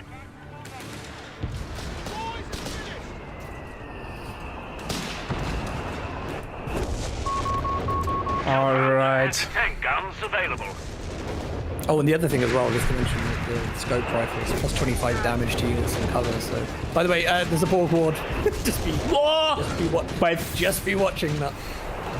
Big boob is always good. It's such an RNG gun though. It's such an RNG gun because those rockets can collide with cover and then you have to wait. I don't know for how long. I want to say 60 seconds, but that feels way too long.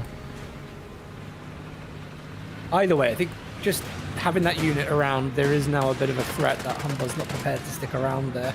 This is this entire army is chasing down this Tommy and trying to get the fuel in the north. He's about to take a cut on the retreat point with the strategic cut-off there. This is a bad situation for Tonimontana to be in. Victory point lost. The enemy has control. And Bogwart shot all his rockets into the sandbag. Enemy is down to 200 That's the worst thing I've seen. AT gun gets destroyed. Bogwart can't shoot back though.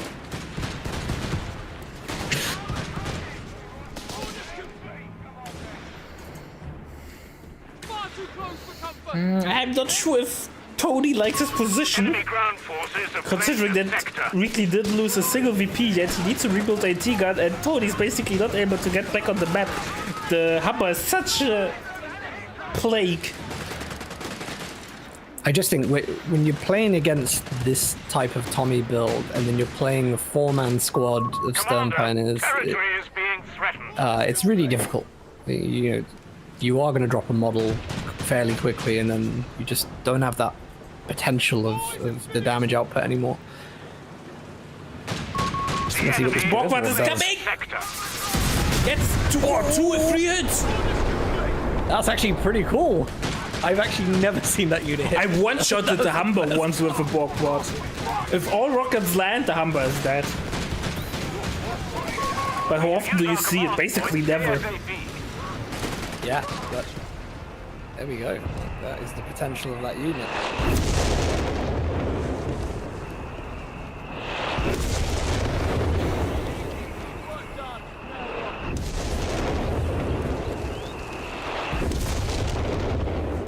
So Sappers have ordered Tony's still over-repair back boxed in, vehicles triple cap becoming running light. against him. Only 150 VPs remaining, and Reakly is in a really comfortable position.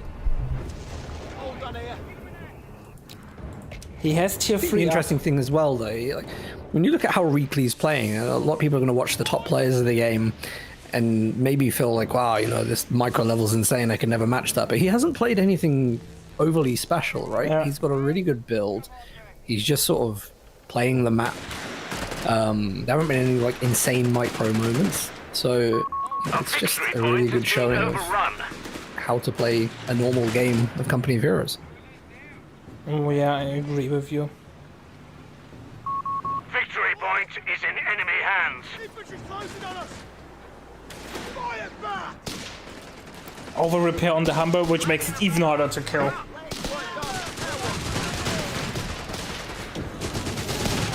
Tony's death blob is not really doing death blob things though.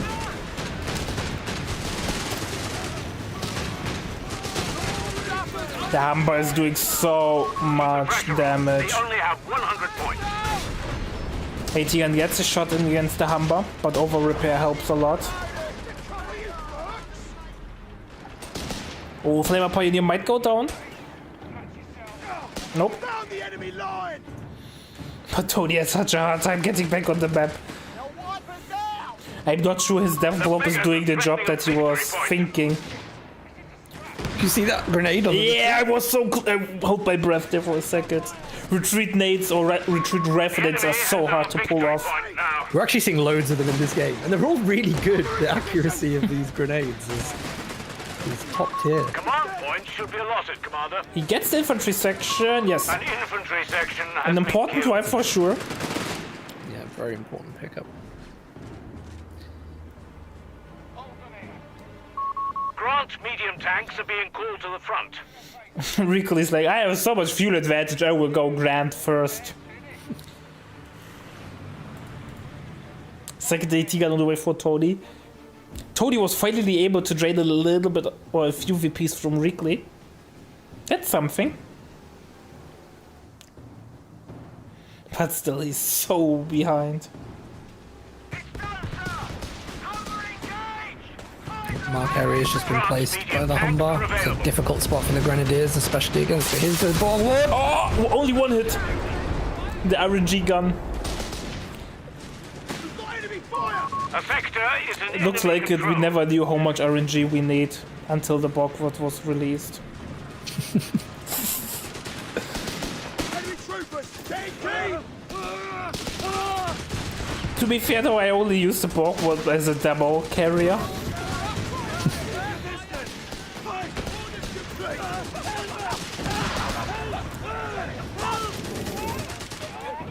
Well, Stern Pioneer flamethrowers literally win every time. Yes, Vet 3, but they have such a huge combat boost with Vet 3. Plus 20% health and plus 25% damage.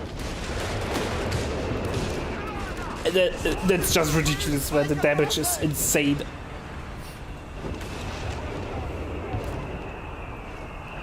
Just feel like Tony's missing one unit, something that, you know, can just He needs something that offers mobility. The enemy has 75 mobile. Is points. he gonna try and blow up a squad then? Just wait for that Humber, I think. Let's see what the Warlord does against the Grant. Oh, he could. They're losing He's getting the ball. 3 points. Are you ready for a wipe? I'm ready for the potential of one. We'll see if it works. Oh god. Oh, the Grant is. He's suiciding! I would suicide. You are dead anyway. But we get fireworks. I was so hyped for the wipe on retreat with the Bogward bomb. I was dreaming. Command points need to be assigned. Although there's a second one come out, so, you know, who knows. New Bogward action!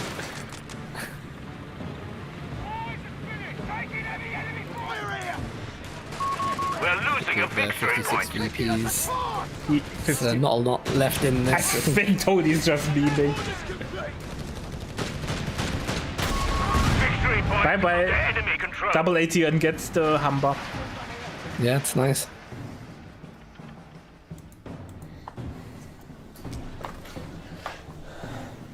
Work done. Now what? Oh, AT-Gun's out of position, have to fall back. In contact. Call up the I have to say though, I wish Tony would spend his 9 CP on something. They will work for something. Overwatch and throw it on the Last stand AT-Guns.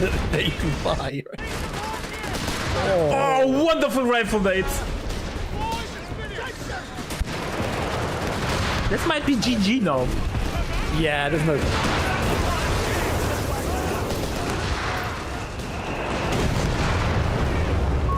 The enemy have wiped out an Destroyed as well. infantry section. He gets 2 infantry sections though. Bogward explodes. And Tony calls it GG. That's a really solid brick game by Reakly. He had a slow start. But yeah, just solid play. Alright, ladies and gentlemen, it's time for game number 4 on Road to Tunis. If Tony wants to have a fighting chance to move into the finals, he needs to win so we can see an ace game. We have Reakly as the deck. And on the other side, we have Mr. Tonimontana as the Pioneers have deployed. British What are we seeing? What are we expecting, my dear friend Stormless? Not a lot at the start of the game, so no instant picks. We did see that in the last game though, with players just taking a little bit of time to see what they wanted to build. But let's see how the start of the game goes. Last game, both players just played it very, very safe at the start, took the resources on their side of the map and sort of progressed from there. That obviously didn't work in Tonimontana's favor because he did allow Reakly to get a pretty decent early mid-game build against him. So let's see what he decides to do now. This time the shoe's on the other foot. Tonimontana's playing as the Brits. Will he deliver a similar strategy and punish his opponent likewise? Or is he going to shake it up into something else? Reakly is shaking it up. 250 double Pioneer start. 250 bike with armored support. Normal, last patch I would have said, oh, that's 250-9. But do you really want to play 250-9 in this patch where it's cost 20 fuel? I don't think so. No, I don't fully mind it, to be honest, because at least you don't lose models on the Panzer Pioneers. And you can sort of just jump out and repair. But of course, yeah, I mean, he's still got some decent capping power with the Kradschützen. I do like that with double Sturm Pioneers. I do know that that's become less popular, but for an early game build, you do get a lot more of the map control quickly. So maybe you could be going for fast tech. So Pomegranate no on the way for Reakly. Is playing, I would say, semi-aggressive. He has the Pioneer there on the building. Or on the VP, but it's not really taking any engagements now as he's driving away.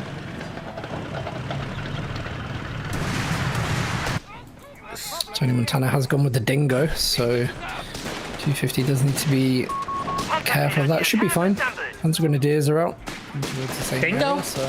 Are we watching the same game? Triple infantry section on the field. Am I stupid?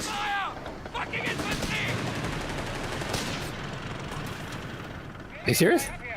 No, the rest of the game has been fine. What do you mean? Nah, I just said Dingo! I was... Never mind. It's 4th infantry section. So confused. I'm confused as well, but that's okay. 4th infantry section is on the way. 4th or 3rd? 4th. Isn't one an engineer for you? Yeah, one engineer and 4 infantry sections. Proximity alarm near our capture point. I'm so confused. You can open the stream and watch what I'm looking at. Good idea. It would be hilarious if we screwed this up.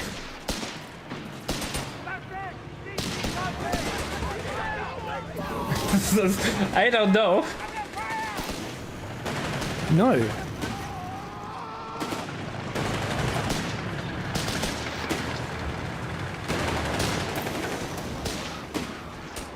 I'm waiting. I'm so confused, Clay.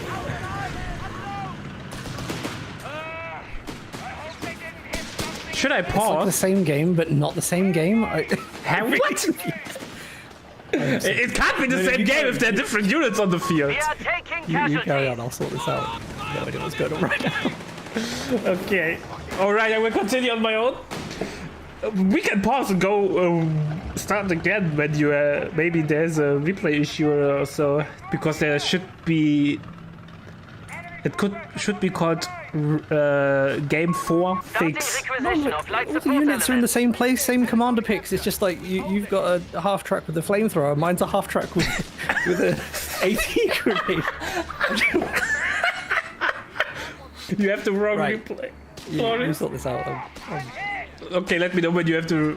Then I will pause and you can catch up. Glory. Yeah, anyway, let's continue.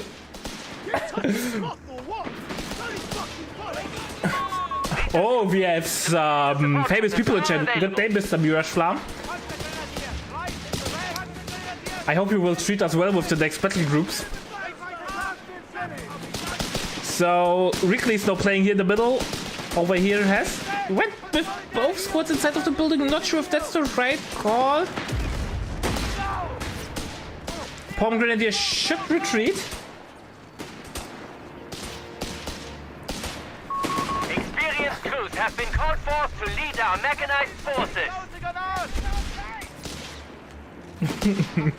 And yeah, we have an LMG now on the Panzer Grenadier. We have superior fire drill unlocked by Reakly.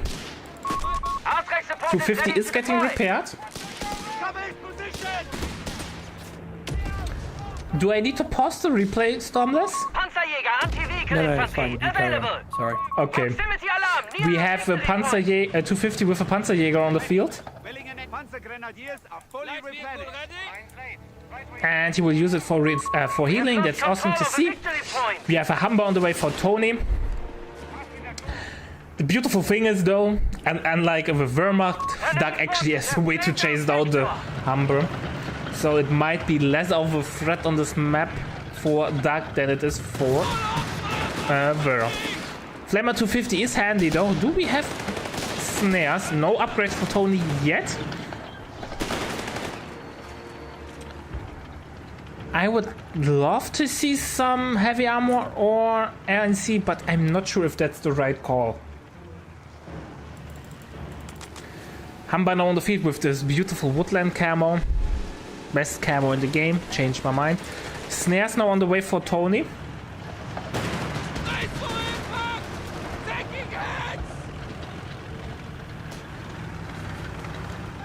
Quad now on the way for Reakly. It's interesting that Reakly picked armored support. Oh, Humber is in danger, but Reakly's not committing. Like, armored support, this feels like always more like of an Adra battle group. Maybe all in with flame tank. Oh, Humber is coming in. Might get some sweet shots in. Reakly not reacting. And Tony to being too scared to do anything. Nice mine coming down over here. Next to the building on the 5-pointer.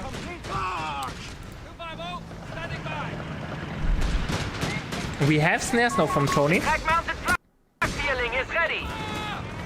And Reakly smelled something is fishy, so he soft retreats there.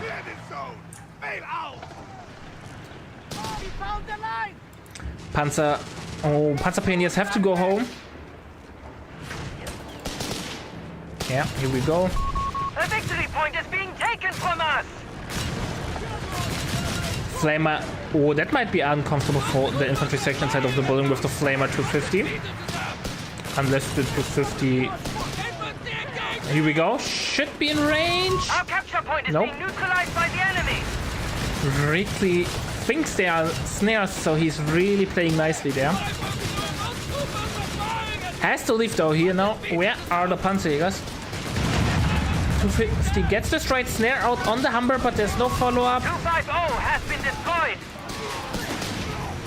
Big engagement, no in the middle. Infantry section are forced off. Stun grenade out. Will get the stun off. However, Reakly not committing is rather falling back with AT gun on the way for both players. 38 is entering the field. What do you need?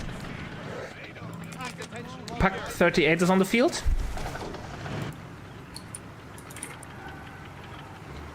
Do you have the right replay now? You have to scroll down in the thread channel. I'm just learning that there's a second G4, yes. I will send you the right one. Alright, you do your catch up. Okay. Glorious.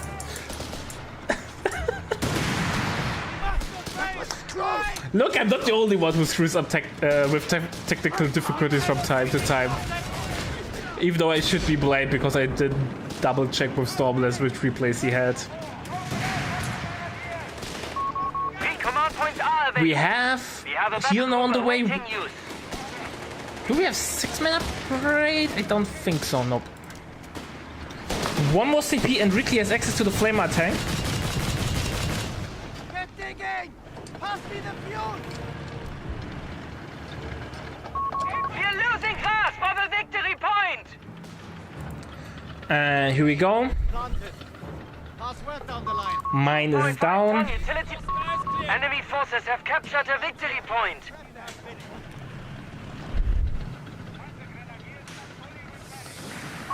A victory point is being taken from us. Quad is getting some nice damage out now. Wait. Yeah, you have to be careful now with the quad since emergency repair kits got nerfed. 2 shots and you're a goner. Lost the transport.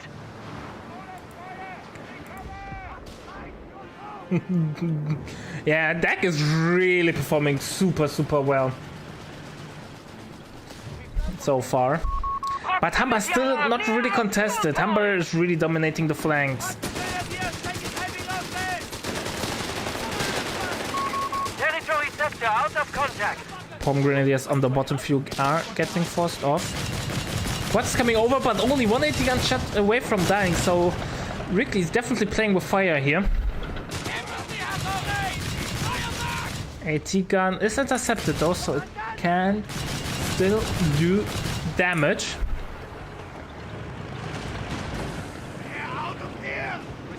Well, leak now on the way from Reakly. I think he will cancel it. He is really close to 4 CP, and then he will go straight for Flamer tank call in. AT gun is setting up to get a nice shot between the door opening here into the courtyard. A fuel point is being taken from 4 us. CPs now. Let's see if he cancels the leak and goes for Flamer tank, because it smells like this is his game plan. But I might be wrong. We have Flammpanzers available. Yeah, Flame tank gets unlocked. From their Yeah, leak gets cancelled. I'm such a god, man. Such a genius. I have such a deep game knowledge, Kappa. I knew that was going to happen. God, look what happens when I'm not in the game casting with you. You become all self-praising.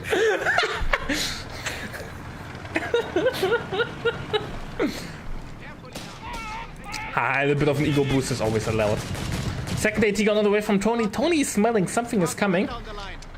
He's getting the second AT gun on the field. A lot of mines, by the way, from Reakly.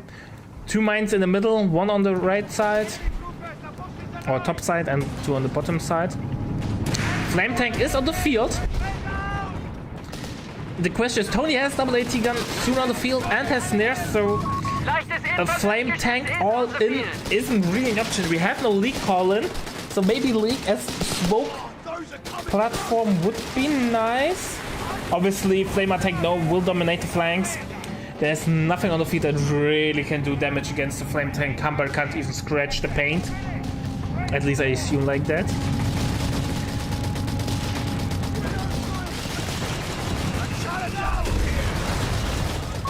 Our victory point is being neutralized by the enemy. And here we go. Leak is now opening fire, reveals itself. Victory point lost. Quad should be fire. Yep, AT gun doesn't have range on it. Both AT guns are split. Taken from us. And he is able to force off those both. He can go in. Flamer tank is now going all in. Nope. Reveals himself though. Crushes the wall.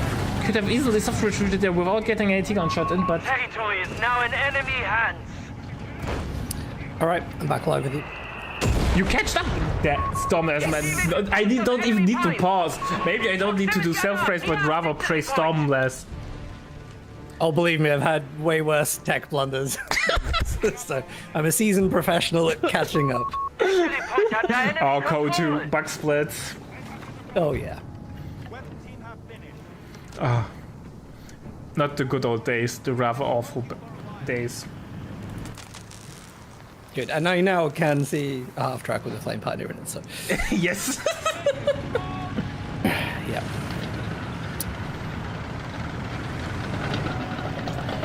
Yeah, looks like an interesting game so far. Yeah. And, I share your sentiments. I really like seeing the Flammpanzer here. I think such a good choice. Very mobile, able to just kind of keep infantry at bay. You have to be Stops them from super wanting careful. to cap on the outsides of the map. Do you know what I mean? With those individual squads, which I think is really important. But a few mines could be pretty detrimental to this. Flammpanzer will get a wipe though. He tries to smoke off, but I don't think Reakly will stop. And no, there are a lot of squads in the middle to get, or in the base to burn down. Would he stay? No, he's falling back. He's afraid of the AT guns. AT guns are trying to get into the retreat path. AT gets one shot off. Humber tries to keep vision, but that's it. Man, he didn't got the vibe. Should have been. However, he's now pressuring the middle on the AT gun. AT gun might... It goes down, but there's not much to destroy it. AT gun is now coming up. Is he in range? We have command points that should be used.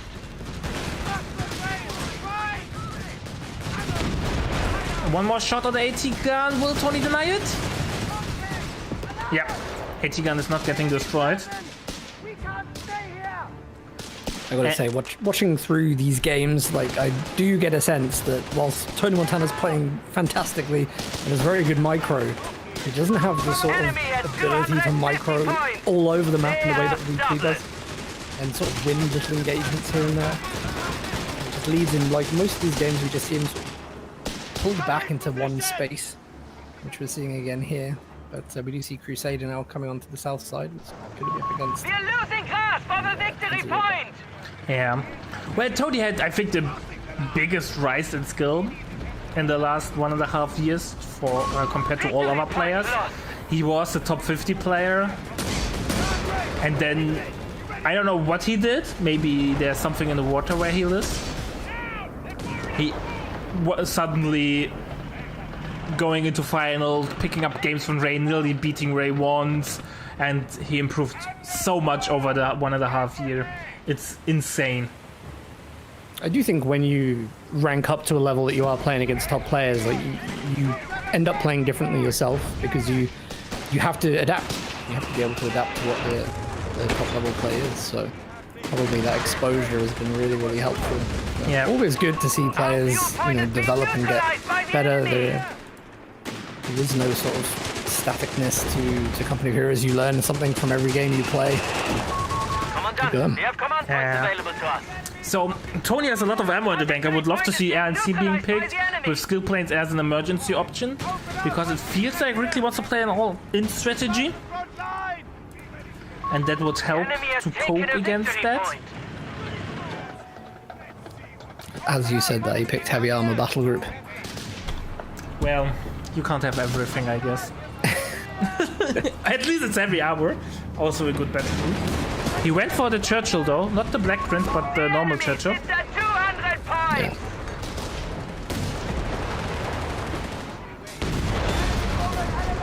Oh, Reakly has to be careful there with the building. No retreats. Reakly not getting any armory upgrades. It's so weird. Deck without armory upgrade. He's kind of limiting himself. By the way, Tony used the sell-off ability from heavy armor to get rid of the Humber, the light vehicle refit, which is now exclusive to this battle group. Mechanized combat troops are ready for selection.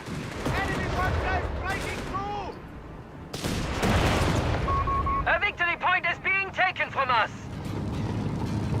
So Flame Tank is getting ready. P3 is on the field, so we have the P3 brothers on the field. One with the flame and one with the 50mm gun. There's a lot of pressure on Tonimontana right now to focus on VPs, and I'm sure Reakly will be very aware of his opponent's need to spread out, dominate multiple areas. Oh, big hit on the damage. Engine damage on the Crusader. The enemy holds all victory points. But there's no real follow-up. Where's the normal, the vanilla P3? He's no coming in. He's going the long way around. He's trying to avoid. Man, there could be so many bites. Reakly is just, I don't care. Panzerjägers are coming in, trying to get some nice damage in, but they have to retreat. P3 is now in the rear armor side of the... Yeah, bye-bye Crusader. Yeah, that is a fantastic flank. He gives a little bit of smoke there to protect the AT gun. The Crusader tries to utilize it for itself, but great ground attack shots from Reakly. He's gonna get the third one. It's the end of the day for the Crusader.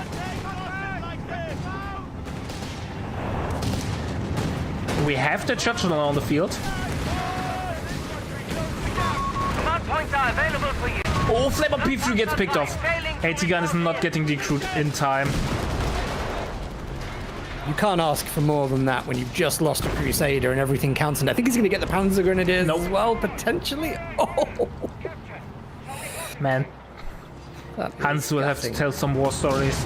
Or is able to tell some war stories when he makes it through the war. Tony realizing that Tony or Reakly probably went support armor, destroys the wreckages in case forced to deny scavenge. We have dive bomb unlocked by Reakly. And we have the big boy AT gun on the field, or soon on the field, the 88.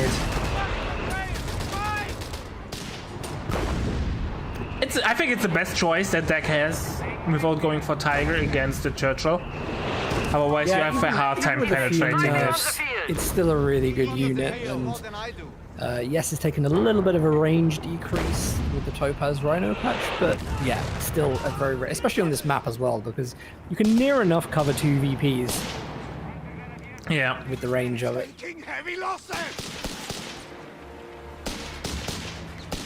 All right. Tony has still a decent army. He has 3 infantry sections, 2 with Bren, 2 with Reakly, and 1 with Brent, double AT gun, and the Churchill. Can't be mad about that. No, but it's a very slow army, and I think he's lacking the mobility he needs to contest across 3 VPs at the moment. 88 is in position and gets the first shot off. Will it get a second shot off? I don't think so. 88, obviously the perfect tool to zone out Churchills.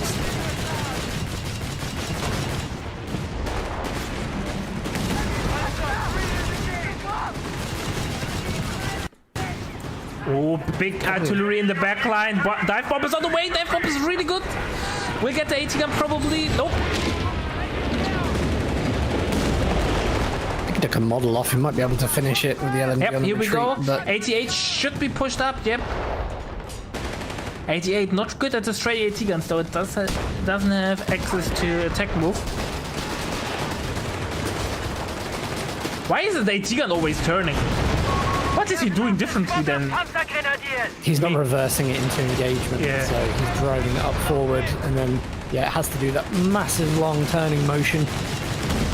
Get some nice shots and might get the snare off. Oh, he's going combat steel on the AT gun. Look.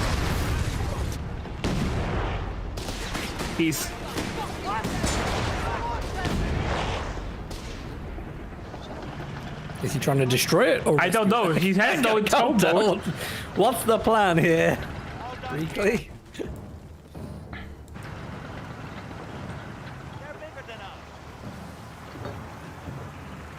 If I were a gambling man, which I'm sure everyone here I'm not, but I would be putting my money on Reakly right now.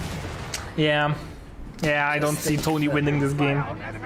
No, unfortunately not. And with a second Churchill in, I just feel like the army is too slow to push a flak and the AT gun, so he's not really going to have many opportunities to change up the build once he gets into the second Churchill, so... Yeah, we have a Stuka on the way from Reakly. Not sure why. He had the best... he had the decent performance in game number 1, but there were triple AT guns on the field, so it was somewhat able to make sense, but against only 1 AT gun? Didn't need? He might just be waiting to sort of do a base strike after a full retreat. It can be, again, a bit demoralizing for your opponent when you realize that your enemy can just do that to you because they're in such a good position, but yeah, hard to say. Tony has still 500 ammo in the bank he's saving for the potential next game. But to make a potential next game, he needs to win, so maybe invest those 500 ammo. I mean, yeah, the number of times the flak has been deployed, think about popping recon arty down here, but... Yeah. Oh, a nice hit from the Churchill, nearly wiping the Flammer Pioneer. Tony's playing a dangerous game. The building had a good collapse, and Oh, can't you shoot through it? I thought you can shoot over it when it's fully collapsed. Might be able to ground attack through it. I don't know if it's auto. That pile of rubble, if you zoom in, is actually quite high. So Fair enough. I think you can see it now if you've got the fog of war on for all players. Like, it is a side blocker still. Maybe there's a different collapse where it's fully flat. I have no idea, man. Those building collapses are weird. I don't understand them. Since they're RNG heavy, I don't understand them.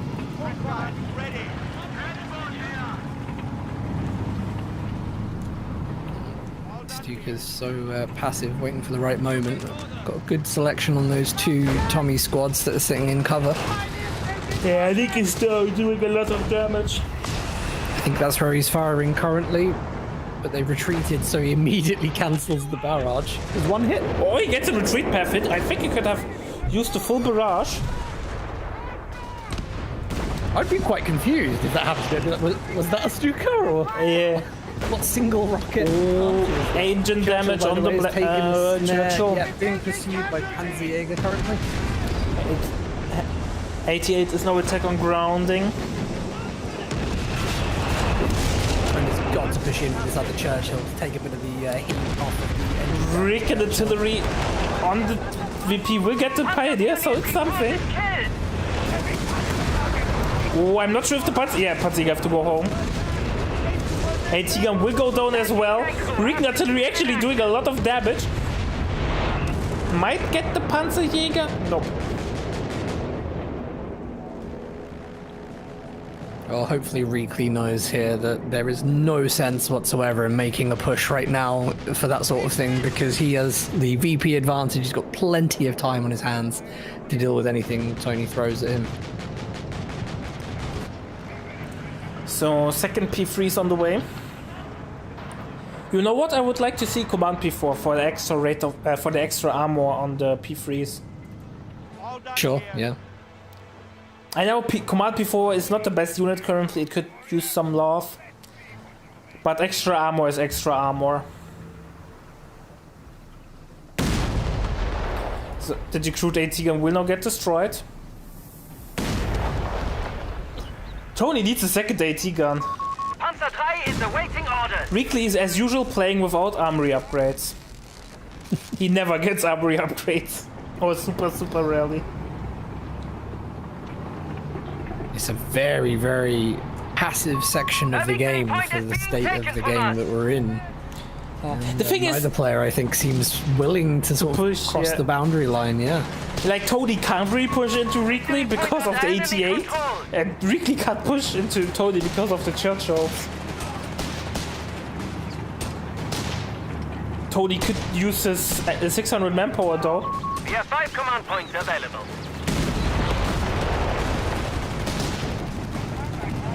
Oh, P3 trade is coming with the 88 in the back line, but I don't think there will be much damage.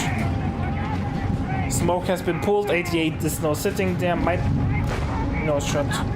I know the other Churchill in the middle is doing some good damage, 88 is not in position. Tony has stabilized pretty nicely. Yeah, I agree. I know that I'm probably being very picky when I say this, but I'm really surprised to see Reakly using the flak the way he is, always sort of driving forwards, having it do this like full 180 turn before it can target anything. Yeah, he's not really eager, or he's not reversing the 88. It feels like he's not convinced that the extra micro investment is worth.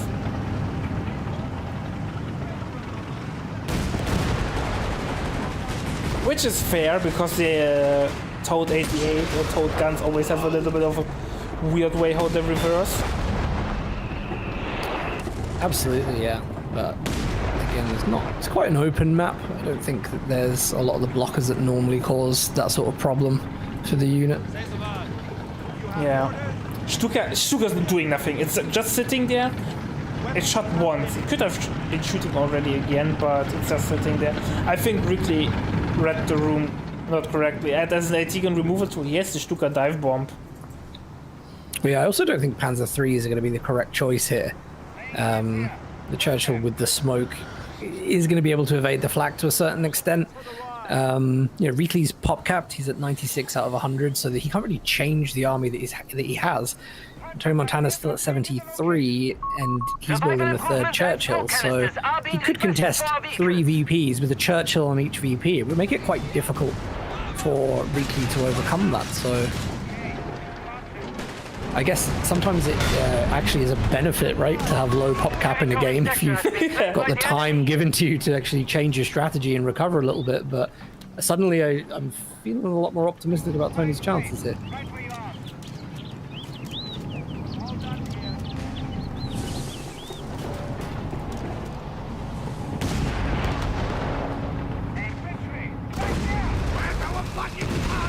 Has veterancy 1 though, can now use the snare shot that ignores all everything, cover, side blockers, shot blockers, everything. Panzer Pioneers lost. And what? Wow. But why? Interesting. I think, yeah, probably he sees the writing on the wall there. It's going to be very difficult to play against that unless he loses a portion of his army, holds the map, and then recomposes it into something else. All right, I will continue talking. I will turn on the lights in my room so when I switch scene, people can actually see myself. It's getting dark. No worries. All right, ladies and gentlemen, it's time for game number 5. We have Reakly as the Brits, and on the other side we have Mr. Tonimontana as the Wehrmacht. It's Ace game time, and Ace game time is immer hype time because both players played now 4 games trying to go into the finals, and now it's gloves off because who wins now will go into the finals. Are you hyped, my dear friend Stormless? Yeah, this is it's been an epic series so far. Both players playing really well, and this is a really interesting map for an ace game. There's no second chances here. The faction you load in with playing this map for the first time could make or break your chances. We talked a little bit earlier about this privately. This map, a lot of sight blockers in the center, a lot of cover positions. Be interesting to see where the teching goes here. It's a great 2v2 map. I'm not convinced about its value in 1v1, but well, if the players like it, they can play it. It's hard because it's one of those maps you have to play wide, obviously, because that's where you're getting the majority of your munitions from, right? But there's so many blocks along the way. To actually travel from one side to the other is not as quick as you see in some other 1v1 maps like Feymanville Approach or Langres, for instance. Like, it's bigger than that. In fact, it's a 2v2 map. So, it is a difficult map to play in a 1v1. I think, it's interesting. We obviously don't see DAC, which maybe would do really well with light vehicles, but I sort of want to say that Brits might have the advantage here. Mobility is key on this map, and I don't know. Brits can be a mobile faction, but they can also be immobile. But there is the same issue. Like, depending on how you or Reakly won the clicking contest on the building, Tony was not able to get into the building. I know he's forced off. So first engagement went into Reakly's favor. But yeah, I'd be surprised if we see something like heavy armor here again. The 2 other options, Polish cavalry and Indian artillery. I think Polish cavalry is a safe bet on a map like this. Yeah, the Polish are really strong on this map. Their utility or their jack of all trades into the mid game, being able to keep up with LVs really helps as a solo squad on the flanks. Yeah, and I like what I'm seeing in build again. Like, Reakly's going for the 4 infantry sections. Presumably he'll go for the similar upgrade tech before with the Lee Enfield scope rifles and just combine that with the infantry upgrade from the upgrade center. Really strong. Again, your run and gun potential on an open map like this, really good. First scope rifles have just popped. First Reakly upgrade is there. Engagements are focused more towards the bottom side of the map. We have a small skirmish on top, but that doesn't really matter. We have now the Flamer Pioneer, but it's kind of isolated there, so I'm not sure Never mind, Tony wins it. I was hoping up a big engagement, but it never came. I actually find Flame Pioneer a really interesting choice on a map We're like losing this. a victory point. How many times are you going to be able to get close enough or to a cover position, or there's a building that you require a flamethrower for? The beggars are In my opinion, Rim of Flamer is always an interesting choice because it has such a low survivability, and even or due to the nerf of merge, you can't do fast merge into the Flamer Pioneer, so it can be focused on rather easily. That Like was a no, clutch merge. yeah, I just wanted, but it's again like it was forced off before Stable was to do any meaningful damage. Yeah, it's certainly interesting. Doesn't look like we're going to see a scout car in this game because we do have the Panzer Grenadier Company for Tonimontana. He's going for the 251 half track. Soon we have a Flamer 251. And I also find that interesting because it feels like a scout car would be incredibly effective on a map like this against a 4 infantry section build. I agree. 221 would be so strong on this map. And AT guns is a big map, so AT guns will have the same issue as we had in Twin Beaches with the LG40s, where they could never get a shot on the I honestly feel like a lot of Tonimontana's build is something you'd play against like a map with high amount of green cover, you're playing very defensive, that sort of thing, but it doesn't feel to me like the kind of build you play if you're trying to be very mobile around the map, score those sort of quick wins on retreating units and so on. enemy targets shall be rewarded. And Mr. Stormless was right, we have Polish. Flamer jumped into the 250, so he can cap while the indirect fire rains down. That's actually really nicely done, because the 250 won't die to one hit, and then the Flamer Pioneer can just repair the damage away. Better than waiting for your cutoff forever. Oh, Gren is really low HP, but 250 forces a retreat. Der Stummel upgrade is no on the way. AT gun is on the way for Tony, and Humber is on the way. Grenade packages are inbound, Commander. Humber armored car fueled up. Infantry section on the bottom will be forced off. However, Tony's map control is not looking too healthy. Reakly has 62 ammo per minute. That's a lot, and Brits love early game ammo for all the weapon upgrades. Enemy has control. This 251 is absolutely facing the wrong way in arrival for this Humber. Grenades and anti-tank grenades are Bye bye, available. 251. Was nice knowing ya. Oh, not quite. Humber is way off into the distance. Okay, never mind. Flamer Pioneer will bite the dust though. I don't know, there's an AT gun. He gets it. Long range takedown. I don't think that quite was the best outcome that the Humber could have had there, but Well, better than nothing. something.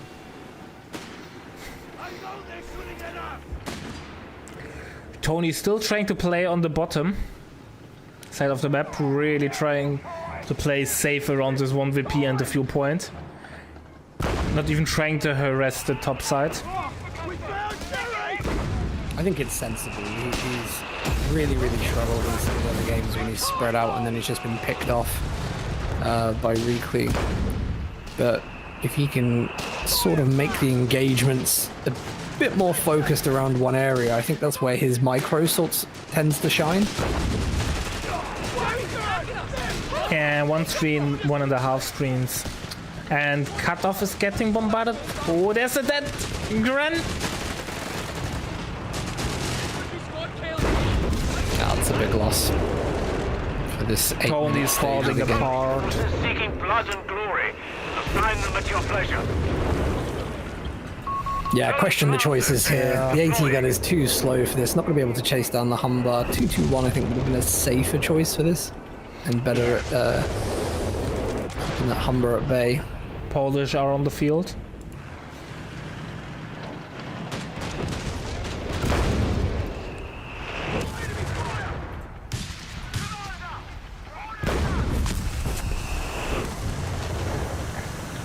I don't know. One Rifle Nade into the smoke, gets a model. Tony basically has no map control. He's getting Panzer Grenadier officer quarters. But yeah.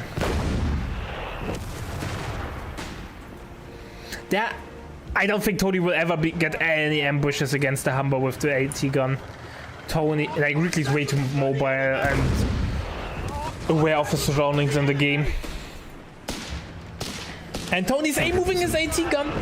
He's lucky that there's not more firepower. We're losing a victory point. Yeah, it feels a bit deflated right now for Tony. And I also think when you're in this position, you know the kind of game you have to pull out of the bag in order to turn this around. You're already against someone who's led you to a 5th game, playing absolutely amazingly, still looks on form. The question is, does Tony want to deliver the best game of his life, or is he just feeling like, go back and play some 4v4? Oh, that's mean. I think I can't get shot off. Oh, this setup. Humber is long gone. I know we have two squads in the retreat path of Tony. Bye-bye, sweeper. Looks like it. I was wrong. It's a really tough retreat through the Polish Lancers, through the engineers with the flamethrower. It's a great smoke, but it isn't going to be enough. It won't save the day. Bye-bye, Gren.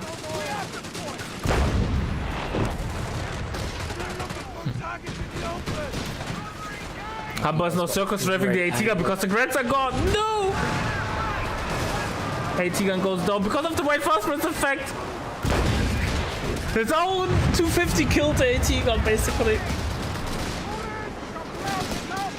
There are some good moments of play, but it's just not enough. Tony's just scrapping the barrel. 8-Rod calling. Will the 8-Rod save the day? Smoke to cover the retreat of the Polish.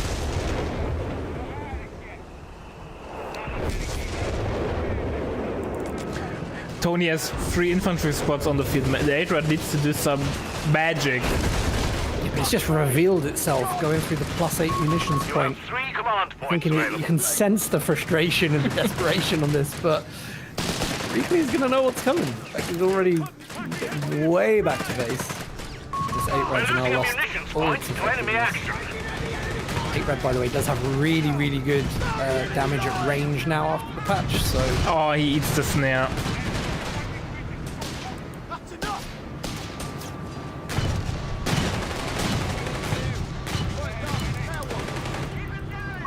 Ammunitions point is being Boy, oh overrun. boy.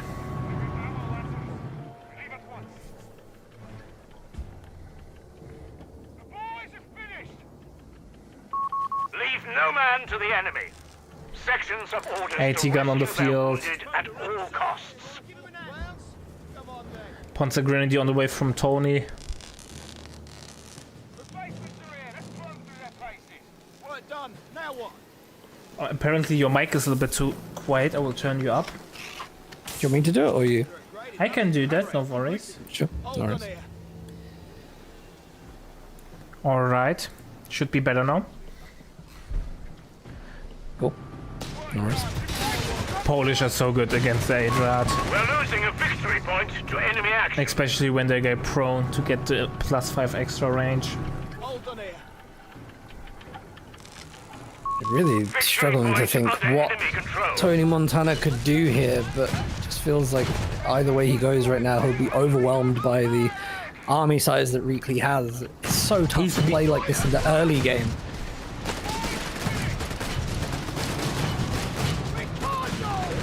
Tony can't get a foot in the field. Like, he moves up, he will get punished. He moves up, he gets punished.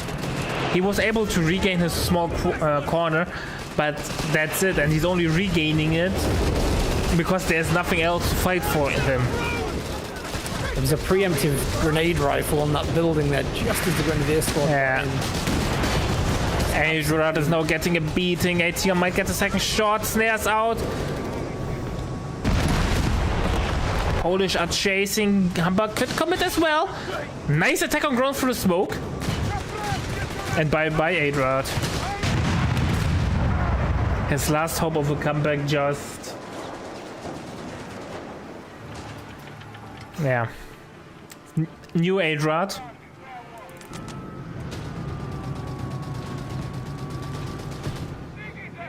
If it didn't work once, it's sure to work the second time.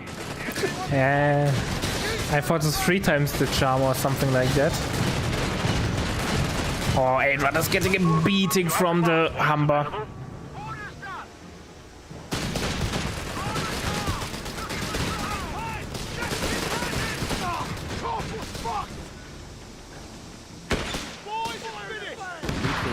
Like, is not turning down the heat at all. Despite this fantastic position he's in. He just wants the series to be over. He's like, I want to play my finals now, please. Absolutely. But still, you know, a lot of mines going down at the moment. Good map control, pressure, rifle grenades, sending up the flares, total aggression right up until the end. Love it. 5 command points available. Tony can't even think about tagging or getting new units because he's bleeding so much map power by just reinforcing his little army that he has in the base. Oh boy, oh boy. I have no idea, man. Just in. Enemy have 300 points left. There's that, I mean, believe me, there is nothing in the north of this map for Tonimontana. No. He needs fuel, and fuel is on the left. Inform tank commanders. Improved tulip rockets have arrived. Oh, Panzerbane rockets, tulips. No upgrade on the way for Reakly though. Territory sector lost, Commander. Building, that's a big play there. Work done. Now what? Tony's really trying to win, and I admire that, but I don't think he can. It's an ace game though, right? You fight till the end. Yeah, you got to give respect to these players, and they're also respecting their opponents by seeing it through to the end. But Tony's taking an engagement and losing it right away.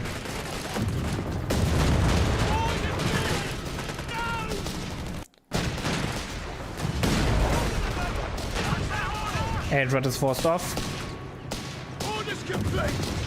Reakly even recovering casualties under fire.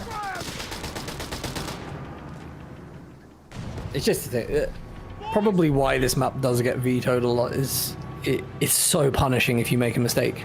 If your opponent gets the mobility advantage and you just can't get either side of the map because everything is so far away from you, you know, it's really, really tough. Yeah. We're making progress. The enemy is down to 200 points. I think Tony will surrender once he sees the Grand. Like, the Grand can base... Available for use. Make a base raid, and Tony can't fight it off. Tony now has no ammo income.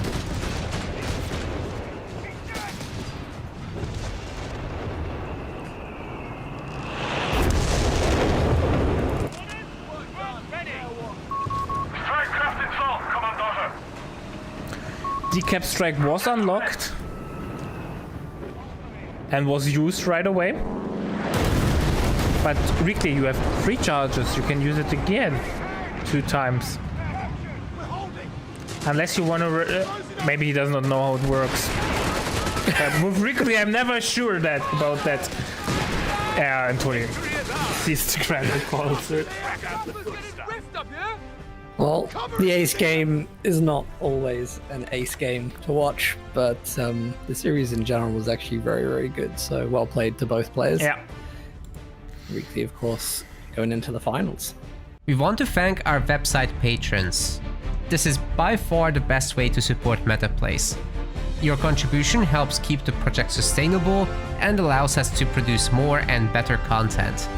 If you aren't yet a patron, check out our link in the description and get in touch to collect your perks. We will see you the next time.